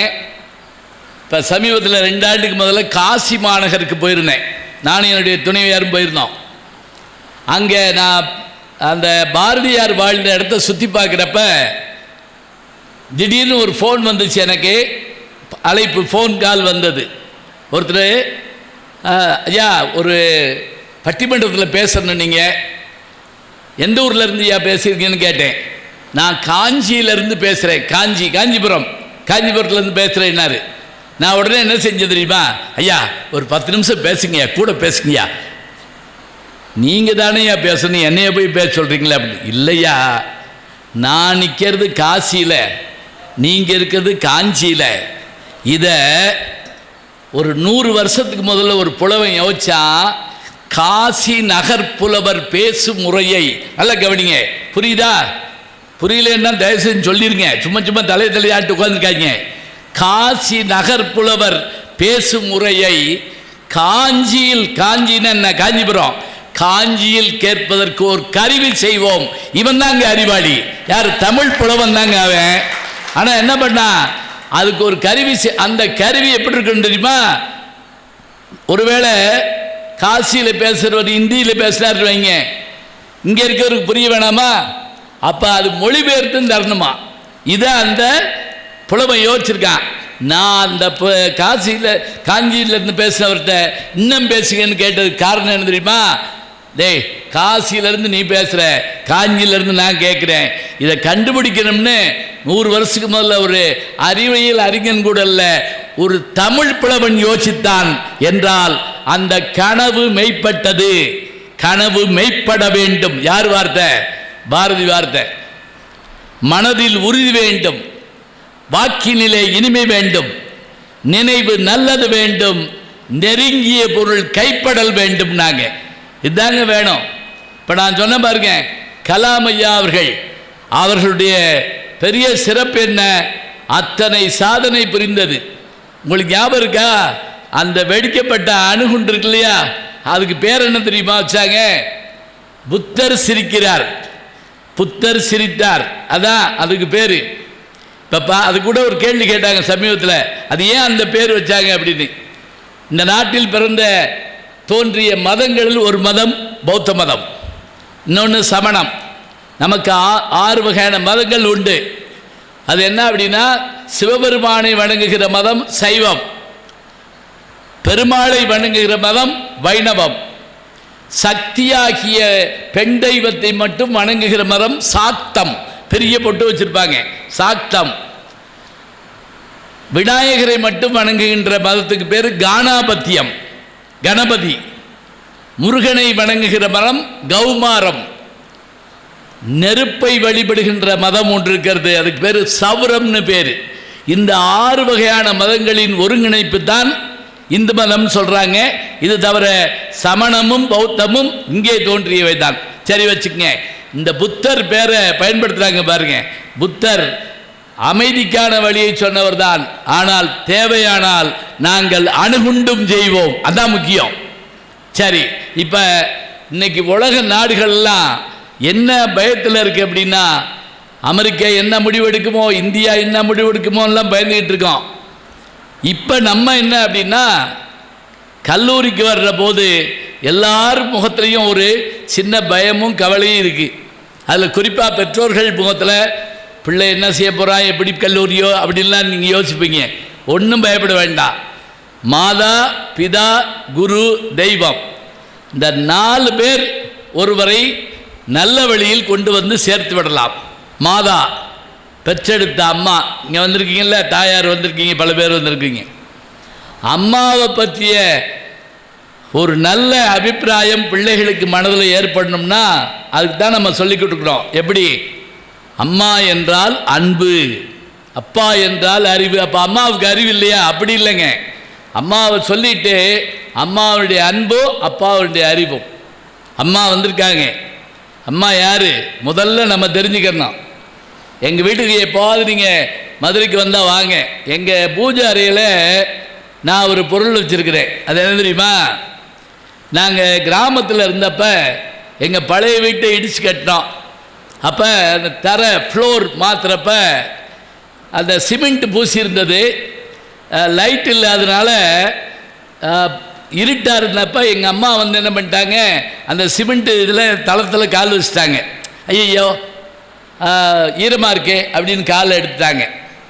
அந்த கால் தடம் அங்கே இருக்குது.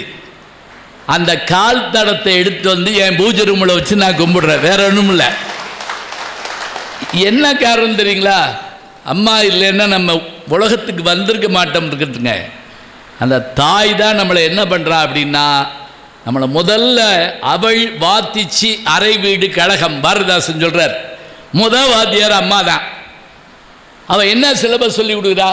அவள் சொல்லி கொடுக்குற சிலபஸ்ஸு இவர் அப்பா, இது மாமா, இது தாத்தா, இது உணவு, இது மண், திங்கப்படாது சொல்லித்தர்றால அவ தாங்க அம்மான்னா. அப்படிப்பட்டவளாக இருக்கிறா. சாப்பாடு ஊட்டுற போது கூட இது ஒன்றும் இல்லாத வெறுங்கையில் இது பருப்பு, இது நெய், இது குழம்பு எல்லாத்தையும் பிசைஞ்சு உனக்கு ஒரு வாய் அப்பாவுக்கு ஒரு பாருங்க கொடுக்குறப்ப எல்லாருக்கும் கொடுத்து அப்புறம் காக்காய் கொடுப்போம், குருவி கொடுப்போம், எல்லாத்துக்கும் கொடுப்போம். அப்படி சொல்லி கடைசியில் குழந்தைய சிரிக்க வைக்கக்கூடிய அம்மா. தனக்கென்று சமைக்காதவள் தாய். தாய் பற்றிய ஒரு விஷயம் தெரிஞ்சுங்க. ஒருத்தன் எழுதுறான் கவிதை. இப்போ ஐயா கவிதை சொன்னார்ல, நீங்களும் கவிதை எழுதலாம். நமக்கு ஒரு உணர்வு ஏற்படுகிற போது கவிதை எழுதலாம். என்ன கவிதை தெரியுமா? தாயை பற்றி ஒருத்தன் எழுதுனான். எங்கள் வீட்டில் சாப்பாடு சூடாக இருந்தால் அப்பா சாப்பிடுவார், சுவையாக இருந்தால் அண்ணன் சாப்பிடுவார், இனிப்பாக இருந்தால் தங்கை சாப்பிடுவாள், மிச்சம் இருந்தால் மட்டுமே என் அம்மா சாப்பிடுவாள். அவள் ஒரு நாளும் முதலில் சாப்பிட்டு பார்த்ததில்லை. அவள் தாங்க அம்மா. இங்கே வந்திருக்க அம்மா ஞாபகம் வச்சுக்க. எப்போ பார்த்தாலும் அம்மாவோட சண்டை ஓட்டிகிட்டே இருக்கக்கூடாது.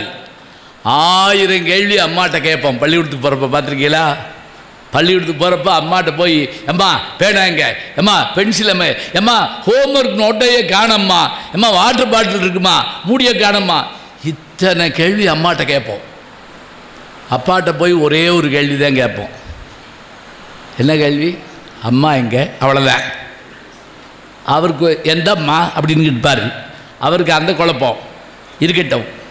அம்மா அத்தனை கேள்விக்கும் பதில் சொல்லுவா. அதோடு மட்டும் இல்லைங்க, ரொம்ப நாளைக்கு முதல்ல இதே இந்தியாவில் வடநாட்டில் ஒரு பள்ளிக்கூடத்தில் ஒரு வாத்தியார் பாடம் சொல்லி கொடுத்துட்டு இருக்காரு. 3ஆம் கிளாஸ் பிள்ளைங்க, எப்பா படிச்சு என்ன போகிற, நல்லா கவனிங்க, எல்கேஜி வரைக்கும், எல்கேஜிலேருந்து 5ஆம் கிளாஸ் வரைக்கும் என்ன போகிறேன்னா, டாக்டராக போகிறேன், இன்ஜினியராக போகிறேன், கலெக்டர் இப்படி சொல்லுவோம். அதே மாதிரி டிகிரி முடித்த பையனை போய் கேளுங்க, மாடு மேய்க்க போகிறேன், போடா வேலை இல்லாமல் அழைகிறேன். பாருங்க எப்படி மாறிச்சு. அங்கே எப்படி அழகாக சொல்லிச்சு பிள்ளை. இந்த வாத்தியார் கேட்குறாரு, என்ன போகிறீங்க? ஒரு பையன் 8 வயசு தான் ஆகுது, நான் டாக்டர் ஆவேன், நான் இன்ஜினியர் ஆவேன், நான் பாரத்லா அப்போ போய் படிக்கிறது லண்டனில் படிப்பேன். ஒரு பையன் எழுந்திரிச்சு, நான் குதிரை வண்டி ஓட்ட போகிறேன் அப்படின்னு இருக்கான். வாத்தியார் தலையில் அடிச்சுக்கிட்டார். குதிரை வண்டி உட்கார பேசாமல், குதிரை வண்டி ஓட்டுறான குதிரை வண்டி. சாயங்காலம் அவங்க அம்மா வந்தாங்க. அம்மா உங்கள் பையன் என்ன சொல்கிறான்னு கேளுங்க. என்னப்பா சொன்னேன்? ஏம்மா வாத்தியார் என்ன போகிறேன்னு கேட்டார். குதிரை வண்டி ஓட்ட போகிறேன்னு சொன்னேம்மா. ஒன்றும் சொல்லலைங்க, அடிக்கலை, திட்டலை, வையலை. அப்படியாப்பா, சரி வா அப்படின்னு கைப்பிடிச்சி வீட்டுக்கு கூப்பிட்டு போகிறப்ப கேட்குறாங்க, ஏன்ப்பா நீ குதிரை வண்டிக்காரனா வரணும்னு சொல்கிற? ஏம்மா நான் தினம் குதிரை வண்டியில் தான் வர்றேன். அப்போ 2 வீலர் பைக்கு காரெல்லாம் ரொம்ப கம்மி இல்லை, ஞாபகம் சொன்னான். அப்போ நான் குதிரை வண்டியில் வர்றேன். அந்த குதிரை வண்டிக்காரர் சவுக்கு அப்படி சுண்டுறப்ப சுளிர்னு சவுண்டு கேட்குது, குதிரை பறக்குது. அந்த குச்சியை வண்டியில் வைக்கிறார், கட கட கட கடன்னு சத்தம் கேட்குது. அவர் நின்றுக்கிட்டு ஓட்டுறதே அழகாக இருக்குமா. நான் குதிரை வண்டிக்காரனா வர்றேம்மா. அம்மா அடிக்கலை. வீட்டுக்கு கூப்பிட்டு வந்து முகங்கை கால் கழுவி சாப்பாடு கொடுத்துட்டு, தம்பி நீ குதிரை வண்டிக்காரராக தானே வரணும்னு சொன்னேன். ஆமாம்மா. பூஜை ரூம்குள்ளே கூப்பிட்டு போகிறாங்க. அங்கே ஒரு படம் இருந்தது. அது என்ன படம்னா, கிருஷ்ண பரமாத்மா பாரத போரில் அர்ஜுனனுக்கு குதிரை ஓட்டுறார், ரத சாரதியாக நிற்கிறார், பார்த்த சாரதி சொல்கிறோம்ல நிற்கிறார். இந்த அம்மா சொன்னாங்க, தம்பி நீ குதிரை வண்டி ஓட்டுறவராக தான் வரணும்னு சொன்ன, அவரும் குதிரை வண்டி தான் ஓட்டுறார். யார்? கண்ணபெருமான். ஆனால் அவர் குதிரை வண்டி மட்டும் ஓட்டலப்பா. பாரத போர் முடித்து பகவத்கீதை என்னும் அரிய பொக்கிஷத்தை உலகுக்கு தந்தார். நீ குதிரை வண்டிக்காரனாவா? ஆனால் அவர் மாதிரி வருவியா தம்பின்னு கேட்ட உடனே அந்த பையன் அம்மா காலை தொட்டு கும்பிட்டு கட்டாயம் வருவம்மான்னு சொன்னவர் தான் சுவாமி விவேகானந்தர். ஞாபகம் வச்சுக்கோங்க. சுவாமி விவேகானந்தர். தாயார் பேர் புவனேஸ்வரி. அமெரிக்காவுக்கு போயிருந்தப்ப அவர் எல்லா சமயத்தாரும் வந்திருக்கிறாங்க. ஒவ்வொருத்தரும் ஒவ்வொரு ஸ்டைலில் பேசுகிறாங்க. லேடிஸ் அண்ட் ஜென்டில்மேன் எல்லாம் சொல்கிறாங்க. சீமான்களே சீமாட்டிகளே எல்லாம் சொல்கிறாங்க. இவருக்கு பேச வர்ற நேரம் 5 நிமிஷம் தாங்க கொடுத்தாங்க. எந்திரிச்ச உடனே அந்த 2000 பேர் உட்கார்ந்து சபையை பார்த்து சொன்ன வார்த்தை என்ன தெரியுமா? சிஸ்டர்ஸ் அண்ட் பிரதர்ஸ் அப்படின்னு ஆரம்பிக்கிறார். என்னுடைய சகோதர சகோதரிகளேன்னு ஆரம்பிச்சார்ல. இவருக்கு தந்த 5 நிமிஷம் எந்திரிச்சு கைதட்டியே தீர்த்து விட்டாங்க எல்லாரும். எந்த நாட்டிலிருந்தோ வந்த ஒருத்தன் நம்மளை பார்த்து சகோதரனே சகோதரியே என்று சொல்லுகிறான் என்றால் அவனுடைய நாடு எப்படிப்பட்ட நாடாக இருக்கணும் அப்படின்னு சொல்லிட்டு அதுக்கு மேலே ஆரம்பிக்கிறாரு. ஞானிகள் பிறந்த தேசத்திலிருந்து வருகிறேன். பாருங்க என்ன கான்ஃபிடென்ட். வெளியில் போயிட்டு எங்கள் ஊர் ஒரு பிச்சைக்கார நாடுங்க சொல்லக்கூடாது. நம்ம நாட்டை பற்றி எங்கேயும் விட்டு தரக்கூடாது. நான் ஞானிகள் பிறந்த தேசத்திலிருந்து வருகிறேன். ஞானத்திலே பரமோணத்திலே உயர் கானத்திலே அன்னதானத்திலே சிறந்த நாடு எங்கள் நாடு. பாரதி வார்த்தை. இப்படிப்பட்ட அம்மா மழையில் நனைஞ்சிட்டு பையன் வீட்டுக்குள்ளே வந்தான். அப்பா சத்தம் போட்டார், கொடையை எடுத்துகிட்டு போயிருக்கப்படாது முட்டாள். அண்ணன் சத்தம் போட்டான். அவன் எப்பவுமே இப்படித்தான், மழையில் நனைஞ்சிட்டு என் காசில் மாத்திரை வாங்கி சாப்பிடுவான் என்றான் சம்பாதிக்கும் அண்ணன். இவன் ஒரு லூசு என்றால் சகோதரி. அப்போது துண்டோடு ஓடி வந்த என் தாய் சொன்னாள், என் பிள்ளை வெளியே போகிற நேரம் பார்த்தா மழை பெய்ய வேண்டும் என்று கேட்டாள் என்றால் அவள் தான் தாய். அந்த மழையை கூட வைவாளதவர மகனை வைய மாட்டாள். அந்த தாய் தான் நமக்கு என்ன செய்கிறா அப்படின்னா கூடவே இருந்து அப்பா அம்மா அண்ணன் தம்பி குடும்பத்தை பாதுகாக்கிறா. அப்பா யார்? அப்பா யாருன்னா நம்ம என்ன சொல்கிறோம்? அந்த அதுக்கு வேலை இல்லைங்க, நீங்கள் வேற. ஏதாவது 2 அறிவுரை சொல்லிட்டா பூமர் அங்கிள் அப்படிங்கிறாங்க. ஏதாவது 2 வார்த்தை அறிவுரை எப்போ அதை ஏதாவது அறிவுரை சொல்லுவேன். சமீபத்தில் ஜாக்கிசான் கேள்விப்பட்டிருக்கீங்கல்ல? ஜாக்கிசான் அதாவது அவர் பிறந்தது ஹாங்காங்கில் ஒரு சின்ன கிராமத்தில். ஹாலிவுட்டவே மிரட்டினார் அவர். ஹாலிவுட் ஹீரோஸை நடுங்கி போனான். அந்த ஜாக்கிசான் சமீபத்தில் ஒரு இதில் பார்த்திங்கன்னா ஒரு பேட்டியில் தான் மகளை 18 வயசு பிள்ளைய பக்கத்தில் உட்கார வச்சுக்கிட்டு தான் நடித்த படத்தில் வரக்கூடிய தனக்கு அடிபட்ட காட்சிகளாக போட்டு காட்டுறாருங்க. இப்போ உதாரணமாக அவர் என்ன படத்தில் நடித்தாரோ அந்த படத்தில் வர்ற காட்சியில் கப்பல்லிருந்து இந்த பக்கம் தவறப்ப அந்த நெட்டு விலகிடுதுங்க, வலை அப்படியே விழுந்து கால் உடஞ்சி தூக்கிட்டு போகிறாங்க. நீங்கள் ஜாக்கிசான் படம் பார்த்தீங்கன்னா படம் முடிஞ்ச பிறகு மிஸ் ஆன காட்சியில் பூரா வச்சுருப்பாங்கல்ல, கையுடைஞ்சி கால் உடைஞ்சி முதுகொழும்பு உடைஞ்சி எல்லாமே உடஞ்சி தூக்கிட்டு போகிறப்ப ரத்தம் கொட்டி முகத்தில் எல்லாம் பார்க்குறோம். அந்த பொண்ணு அதை கண்கலக்க பார்த்துக்கிட்டு இருக்காங்க. எங்கள் அப்பா இவ்வளோ கஷ்டப்பட்டா சம்பாரிச்சா அதை பார்த்துக்கிட்டு இருக்கப்போ அவங்க அப்பா கையை அப்படி பிடிச்சிக்கிறதுக்கு அந்த பொண்ணு அப்பா இவ்வளோ கஷ்டப்பட்டா இது பண்ணார். தசாவதாரம் ஆடியோ கேசட் வெளியிடுறப்ப அவர் கமலஹாசன் எனக்கு நெருங்கிய நண்பர். சொன்னால் நம்புறீங்களோ இல்லையோ, நீங்கள் நம்புறது என்ன, எங்கள் ஊர்லேயே நம்பலை. ஒரு தடவை அவர் என்னை ஃபோனில் கூப்பிட்டு பேசிகிட்டு இருந்தார். நான் 2 வீலரில் போடுறவன் ஓரமாக நிப்பாட்டிட்டு அவர் கூப்பிட்றாருன்னு ஓரமாக நின்று சிரிச்சு பேசிகிட்டு போனான். அவரும் ஒரு ஆள் ரொம்ப தூரத்துலேருந்து பார்த்துக்கிட்டு இருந்தாலும் கிட்ட வந்து, என்ன இப்படி நேரம் பேசுகிறீங்க, அதுவும் சிரிச்சு பேசுகிறீங்க, யார்கிட்ட பேசுகிறீங்க அப்படின்னாரு. நான் உடனே அந்த ஸ்பீக்கரை இது பண்ணிவிட்டு கமலஹாசன்ட்ட அப்படின்னேன். அவர் உடனே கமலஹாசன்ட்ட ஏன் அமிதாப் பச்சன் சொல்ல வேண்டியதானே அப்படின்னாரு. அவர் என்னை நம்பவே இல்லை. அந்த தசாவதாரம் படத்துக்கு ஆடியோ கேசட் வெளியீட்டுக்கு ஜாக்கி சான் வந்திருந்தாருங்க. அப்படி வந்தபோது நான் முன்னாடியில் உட்காந்துருந்தேன். அப்போ கமல் அவரும் பேசிகிட்டு இருக்காங்க.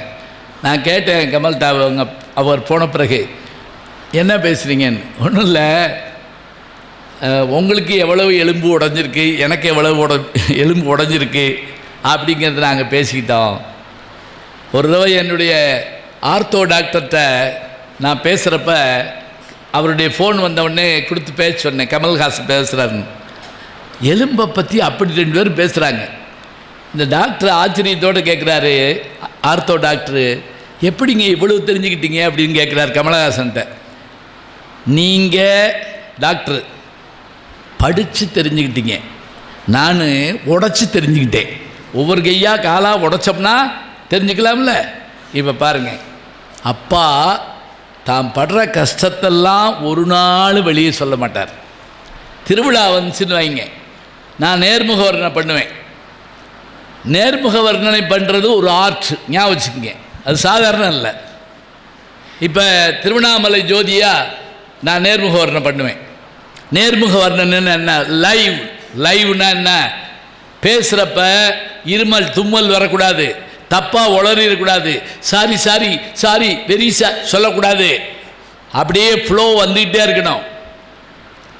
மதுரையில் அழகர் ஆற்றுல இருக்கிறது சித்ரா பௌர்ணமியில் இறங்குறப்ப 10 லட்சம் மக்கள் வருவாங்க. அதில் குழந்தைகளை தூக்கி தோளில் வச்சுக்கிட்டு அப்பா அம்மார்கள் வருவாங்க. எதுக்காக? அந்த பையன் காணா போயிடுவான்னா? இல்லைங்க, அப்பா என்ன நினைக்கிறார் தெரியுமா? என் உயரம் 5.5 அடி, மகனே உன் உயரம் இப்போ 2.5 அடிடா, என் தோளில் உட்காரு, இப்போ நீ 8 அடி உயரத்துக்கு வந்துட்ட. நான் பார்க்காத உலகத்தை, நான் தொட முடியாத சிகரத்தை மகனே என் தோள் மீது அமர்ந்து கொண்டு நீ பார்க்க வேண்டுமடா என்று சொல்லி அந்த தெய்வத்தை காட்டுகிறார். அவர்தான் அப்பா.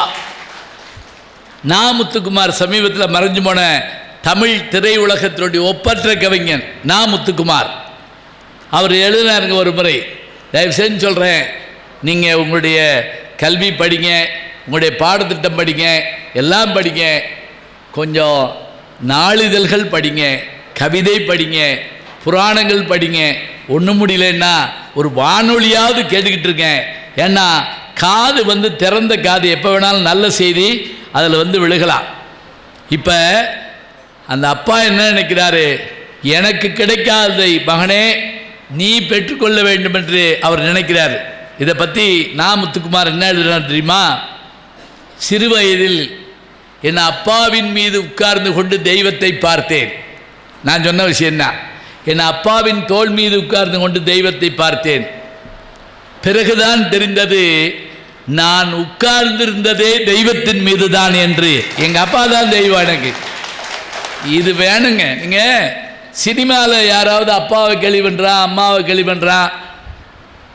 ஏன் வாத்தியார் நாங்கள் கிடைச்சோம், எல்லாத்துக்கும் வாத்தியாரை கேள்வி பண்ணுறதுங்கிறது அது ஜாலி, ஒரு வகையான சந்தோஷம். என்ன நாங்கள் அதை பற்றி கவலைப்படாமல் எங்கள் வேலையை பார்த்துக்கிட்டு இருப்போம். இப்போ நான் படிக்கிறப்ப பார்த்திங்கன்னா அந்த பையங்க பண்ணுற அந்த கேலி கூத்தெல்லாம் இன்றைக்கும் அதே மாதிரி தான் இருக்குது. நான் படிக்கிறப்ப ஒரு பையன் எப்போவுமே லேட்டாக வருவான், ஒவ்வொரு காரணம் சொல்லுவான், ஆச்சரியமாக இருக்கும். ஒரு தடவை லேட்டாக வந்தான், அவர் வாத்தியார் பிடிச்சிக்கிட்டாரு, ஏண்டா லேட்டு அப்படின்னு கேட்டார். அவன் கொஞ்சம் கூட பயப்படலைங்க. பிரின்ஸ்பாலை பார்த்துட்டு வர்றேன் அப்படின்னா இவர் பயந்துட்டார். பிரின்ஸ்பாலை பார்த்துட்டு வர்றியா? சரி போய் உட்காரு. நான் அவன்கிட்ட கேட்டேன், பிரின்ஸ்பாலை எங்கே பார்த்தேன் அப்படின்னு. சும்மா ஜன்னல் வழியாக பார்த்தேன் அப்படின்னா. இவன் வந்திருக்கான், அவர் உள்ளே உட்காந்துருக்காரு. பார்த்தது உண்மை தானே? எப்படி சொல்கிறான் பாருங்க. இது சும்மா ஒரு ஜாலிக்காக பேசலாங்க. அது மட்டும் இல்லை, இப்போ நம்ம பரீட்சைன்னா நாங்கள் சொல்லுவோம், அப்பா இதெல்லாம் படி, இதெல்லாம் இந்த சிலபஸ்லாம் பார்த்துக்கோ, இதெல்லாம் வேணும் அப்படி சொல்லி கொடுப்போம். அதில் ஒரு பையன் எழுந்திரிச்சு, சார் முக்கியமான கேள்வி இல்லைன்னு சொல்லுங்கள் சார் அப்படின்னு இருக்கான். இவர் கோவம் வந்துச்சு, ஏதே நான் என்ன முட்டாளா, கொஸ்டினை அவுட் பண்ண பார்க்குறியா? எப்படா முக்கியமான கேள்வின்னு சொல்லுவேன், நீ படுறா உட்கார்றா. இன்னொருத்தர் எழுந்திரிச்சான், சார் அவன் கிடக்கிறான் சார், நீங்கள் முக்கியம் இல்லாத கேள்வி சொல்லுங்கள் சார் அப்படின்னா. ரெண்டும் ஒன்று தான். இம்பார்ட்டன்ட் கொஸ்டின்ங்கிறது அவர் சொன்னது. இவன் என்ன சொல்கிறான், நீ முக்கியமில்லாத கேள்வியை சொன்னாலே எங்களுக்கு முக்கியமான கேள்வி தெரிஞ்சு போகும்ல. இது உங்களுக்கு ரொம்ப இதுக்கு புரியலன்னு நினைக்கிறேன். கம்முன்னு உட்காந்துருக்கீங்க.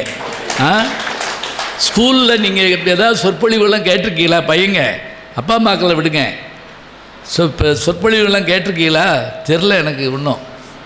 என்ன காரணம்னா, தமிழ்நாட்டில் எனக்கு தெரிஞ்சு 10th +2 முடித்த உடனே, +2ல் கூட தமிழ் இருக்காருன்னான்னு தெரில, ஒரு கவிதை சொன்னால் புரிய மாட்டேங்குது, ஒரு ஜோக் சொன்னால் கூட பேசாமல் உட்காந்துருக்காங்க. நான் ஒருத்தட்ட ஒரு ஜோக் சொன்னேன், அவர் கேட்டேன் அப்புறம் அப்படின்னாரு. அப்புறமா நான் அலாவுதீன் அற்புத விளக்கதையாக சொல்கிறேன், இது ஜோக்கியான். அப்படியா, முதல்ல சொல்ல வேண்டியதான் தம்பி. சப்புன்னு இறுக்கி போடலாம் போல இருந்துச்சு. ஜோக்கை சொல்லிட்டா சிரிக்க வைப்பாங்க. நம்ம தெரிஞ்சு சிரிச்சா தான் ஜோக்கு. அதுதான் கொஞ்சம் தெரிஞ்சுக்கங்க. ஒரேடியாக சீரியஸாக நான் அப்படி ஜேம்ஸ் பாண்ட் அதெல்லாம் இல்லைங்க. கொஞ்ச நேரம் சிரித்து பேசி மகிழ்ந்து, அப்பா அம்மா ஆசிரியர் சொன்னாங்கல்ல, வாத்தியார் யார் வாத்தியார் தெரியுமா? ரிட்டையர்ட் ஆகிட்டா வாத்தியார்ல, அப்படி கிடையவே கிடையாதுங்க. எப்போவுமே ஆசிரியர் தான். எப்போவுமே அறிவாளிகள் தான். அமெரிக்காவில் நியூ ஜெர்சியில் பிரின்ஸ்டன் யூனிவர்சிட்டின்னு ஒன்று இருக்குது. நான் வழக்கப்படி அந்த பல்கலைக்கழகத்துக்கு போகிறது வழக்கம். அங்கே போயிட்டு அந்த கேம்பஸ் வழியாக வந்துட்டுருக்கப்ப ஒரு வீட்டை காமிச்சாங்க. இந்த வீட்டை பாருங்கள், இது நம்ம போகிறப்ப பார்த்துட்டு போகணுன்னாங்க. சரின்ட்டு நான் இது யார் வீடுங்கிறதுக்கு முதல்ல சொல்கிறேன். அதில் ஒரு பெரியவர் குடியிருந்திருக்காரு. அவர் பக்கத்து வீட்டில் ஒரு சின்ன குழந்தை, ஒரு 3ஆம் கிளாஸோ 4ஆம் கிளாஸோ படிக்கிற குழந்தை. அதுதான் அவருக்கு தோழி. அந்த வயசானவருக்கு 75 வயசுக்காரரு. அவர்கிட்ட உட்காந்து பேசிக்கிட்டு இருக்கோம். ஒரு நாள் அந்த குழந்தை கவலையாக இருந்திருக்கு. இவருக்கு கேட்டிருக்காரு, ஏமா கவலையாக இருக்கேன்னு. ஒன்றும் இல்லை தாத்தா, எனக்கு கணக்கு வரமாட்டேங்குது, அது பெரிய மண்டேடியாக இருக்குது. எங்கள் அப்பா அம்மாவை போட்டு அடிக்கிறாங்க, நீ என்ன செய்கிறது? ஞாபகம் வச்சுக்கங்க, இந்த சம்பவம் நடக்கிற போது இன்றைக்கி நீங்கள் வச்சுருக்கக்கூடிய அலைபேசியோ அல்லது தேடுபொறி கூகுளோ மற்றதோ எதுவுமே கிடையாது. உடனே அவர் சொன்னார், நான் உனக்கு சொல்லி தரட்டுமான்னு கேட்குறாரு. அந்த பொண்ணு உடனே, உனக்கு கணக்கு தெரியுமா தாத்தா அப்படின்னு. இல்லை, ஓரளவு போடுவேன். தொடர்ந்து டியூஷன் எடுக்கிறாருங்க அந்த குழந்தைக்கு. அந்த மாத தேர்வில் அந்த குழந்தை சென்டம் 100 மார்க் வாங்கிடுது. அப்பா அம்மாவுக்கு ஆச்சரியம், எப்படி நீ தெரிஞ்சுக்கிட்ட?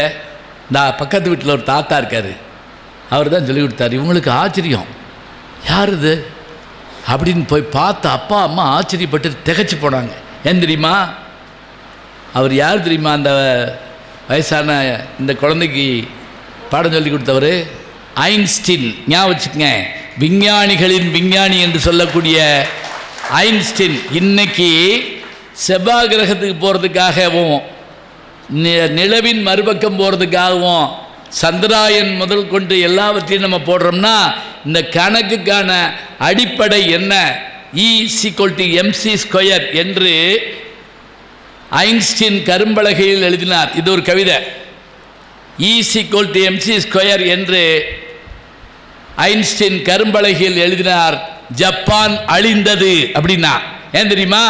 அணுகுண்டுக்கான அடிப்படை விதி அதுதானா. அணுகுண்டுக்குன்னா என்ன அர்த்தம்? E=mc²ங்கிறது இங்கே படிக்க போகிறீங்க. இப்போ இவர் சொல்லிக் கொடுத்தவர் ஐன்ஸ்டீன்னு சொன்ன உடனே அந்த குடும்பமே நடுங்கி போச்சுங்க. அந்த விஞ்ஞானி தான் அவர் நோபல் பரிசு பெற்றவர். ஞாபகம் வச்சுக்கோங்க, நோபல் பரிசு பெற்றவர். தான் நோபல் பரிசை பற்றி கவலைப்படலைங்க. கல்வியை படிக்கணும்னு குழந்தை கேட்டு வந்தாலும் சொல்லிக் கொடுக்குறவர் தாங்க சிறந்த வாத்தியார். எடுத்த உடனே உனக்கு ஒன்றும் புரியாது போ அப்படி சொல்லக்கூடாது. இது கட்டாயம் வேணுங்க. இப்போ பாருங்க, நான் போகிற போது சொல்கிறாங்க, இந்த வீட்டில் இங்கே தான் ஐன்ஸ்டீன் இருந்தார்னு சொல்கிறப்ப நான் உள்ளே போய் பார்த்துட்டு வந்தேன். எனக்கு அத்தனை ஒரு சந்தோஷம் இருந்தது. ஆசிரியருங்கிறவர் எப்போவும் ஆசிரியர் தான், ஒருபோதும் அவங்க மாற மாட்டாங்க. எப்படி கேள்வி கேட்டாலும் சரி, அந்த கேள்விகளுக்கு பதில் சொல்லக்கூடிய ஆற்றல் அவர்களுக்கு உண்டு. நமக்கு ரொம்ப சாதாரணமாக தெரிவாங்க, அப்படி இல்லை. ஒரு உதாரணம் சொல்கிறேன் பாருங்க. உலகத்தையே தரை வழியாக ஜெயித்தவன் யாருன்னு கேட்டால் அலெக்சாண்டர். ஞாபகம் வச்சுக்க. கடல் வழியாக ஜெயித்தவன் யார் தெரியுமா? இது வந்து வேர்ல்டு ஹிஸ்ட்ரியிலேயே கிடையாதுங்க. ஏன்னா நம்மளே எழுதலை. யார் தெரியுமா? ராஜராஜ சோழனுடைய மகனாகிய ராஜேந்திர சோழன் தான் கடல் வழியாக உலகத்தை ஜெயிச்சவன், தண்ணியில். இது பெரிய வரலாறு. நமக்கு அது நேவிகேஷன் இது நமக்கு தெரிய மாட்டேங்குது. கப்பல் தொழில்நுட்பம் தெரியல. தமிழில் காற்றுக்கு பேர் வச்சான் தமிழை. காற்றுக்கு எப்படி பேர் வைக்கிறது? இப்போ உடனே ஃபேன், அப்புறம் வந்து ஏர் கூலர், ரெஃப்ரிஜரேட், அது இல்லைங்க பேர். காற்றுக்கு பேர்னா அதான் பேர். வடக்கிலிருந்து வீசினால் வாடை, தெற்கிலிருந்து வீசினால் தென்றல், மேற்கிலிருந்து வீசினால் கோடை, கிழக்கிலிருந்து வீசினால் கொண்டல்.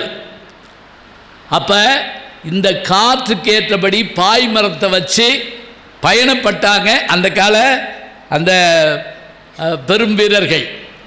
1000க்கு மேற்பட்ட போர்க்கப்பல் வச்சிருந்த ஒரு பெரிய சாம்ராஜ்யத்தையுடையவன் தான் கங்கை கொண்ட சோழபுரத்தில் அந்த கோவிலை உருவாக்கிய ராஜேந்திர சோழன். இப்போ சமீபத்தில் பிரதமர் வந்துட்டு போனார்ல. இப்போ நினச்சி பாருங்க, நமக்கு என்ன ஒரு பெருமை தெரியுமா? அந்த அலெக்சாண்டர் அவருடைய தந்தையார் பேர் பிலிப், தந்தையாருடைய பேர் பிலிப், பேரரசர். அவர் என்ன பண்ணார் அப்படின்னா, ஒரு நாள் சபையில் உட்கார்ந்துருந்தப்போ ஒருத்தன் ஓடி வந்து, மன்னா உங்களுக்கு ஆண் குழந்தை பிறந்திருக்கிறது, இந்த நாட்டுக்கு இளவரசன் பிறந்து விட்டான் சொன்ன உடனே அந்த மன்னர் என்ன பண்ணாரா, பக்கத்தில் தமிழ்நாட்டு கொற்கையில் எடுக்கப்பட்ட முத்துக்கள், ஞாபகம் வச்சுக்கங்க, ரோமானிய சாம்ராஜ்யத்தில் இருந்த முத்துக்கள், தமிழ்நாட்டு முத்துக்கள், அப்படி ஒரு கையில் அள்ளி அப்படி கொடுத்தாரான். வச்சுக்கோ போ. அவன் வாங்கி அப்படி கண்ணில் ஊற்றிட்டு போனான். திரும்ப கூப்பிட்டாரு, இங்கே வா. இன்னொரு கை அல்லாரு, இந்தா வச்சுக்கோ. அவன் சொன்னான், நீங்கள் முதல்ல கொடுத்த முத்துக்களே என்னுடைய 10 தலைமுறைக்கு போதும், திரும்ப கொடுக்குறீங்களே எதுக்கு மண்ணான்னு கேட்டான். நீ முதல்ல எனக்கு மகன் பிறந்தான்னு சொன்னோடனே நான் சந்தோஷப்பட்டேன், அதுக்கு அது கொடுத்தேன். 2வது கொடுத்தது எதுக்கு தெரியுமா? என் ஆசிரியர் அரிஸ்டாட்டில், சாக்ரட்டிஸினுடைய மாணவர், என்னுடைய ஆசிரியர் அரிஸ்டாட்டில் உயிரோடு இருக்கும் போதே எனக்கு மகன் பிறந்து விட்டான், ஆதலால் என் மகனும் எங்கள் வாத்தியார்கிட்ட படிப்பான்னு சந்தோஷம் வந்தது, அதனால உனக்கு முத்தாள்ளி கொடுத்தேன். அவங்க தாங்க இந்த வாத்தியாருங்க, ஞாபகம் வச்சுக்கங்க. இவங்க யாரு? நம்ம படிக்க போகிற ஆசிரியர்கள் யாரு? இப்போ இதுக்கு போயிருந்தேன், அமெரிக்காவில் கலிஃபோர்னியாவில் போயிருந்த ஒரு மிகப்பெரிய பல்கலைக்கழகத்துக்கு போயிருந்தேன். ஹார்வர்ட் யூனிவர்சிட்டி மாதிரி அந்த பல்கலைக்கழகத்துக்கு போயிருந்தேன். அந்த பல்கலைக்கழகத்தினுடைய வாசலில் பிரம்மாண்டமான போர்டு வச்சுருந்தாங்க.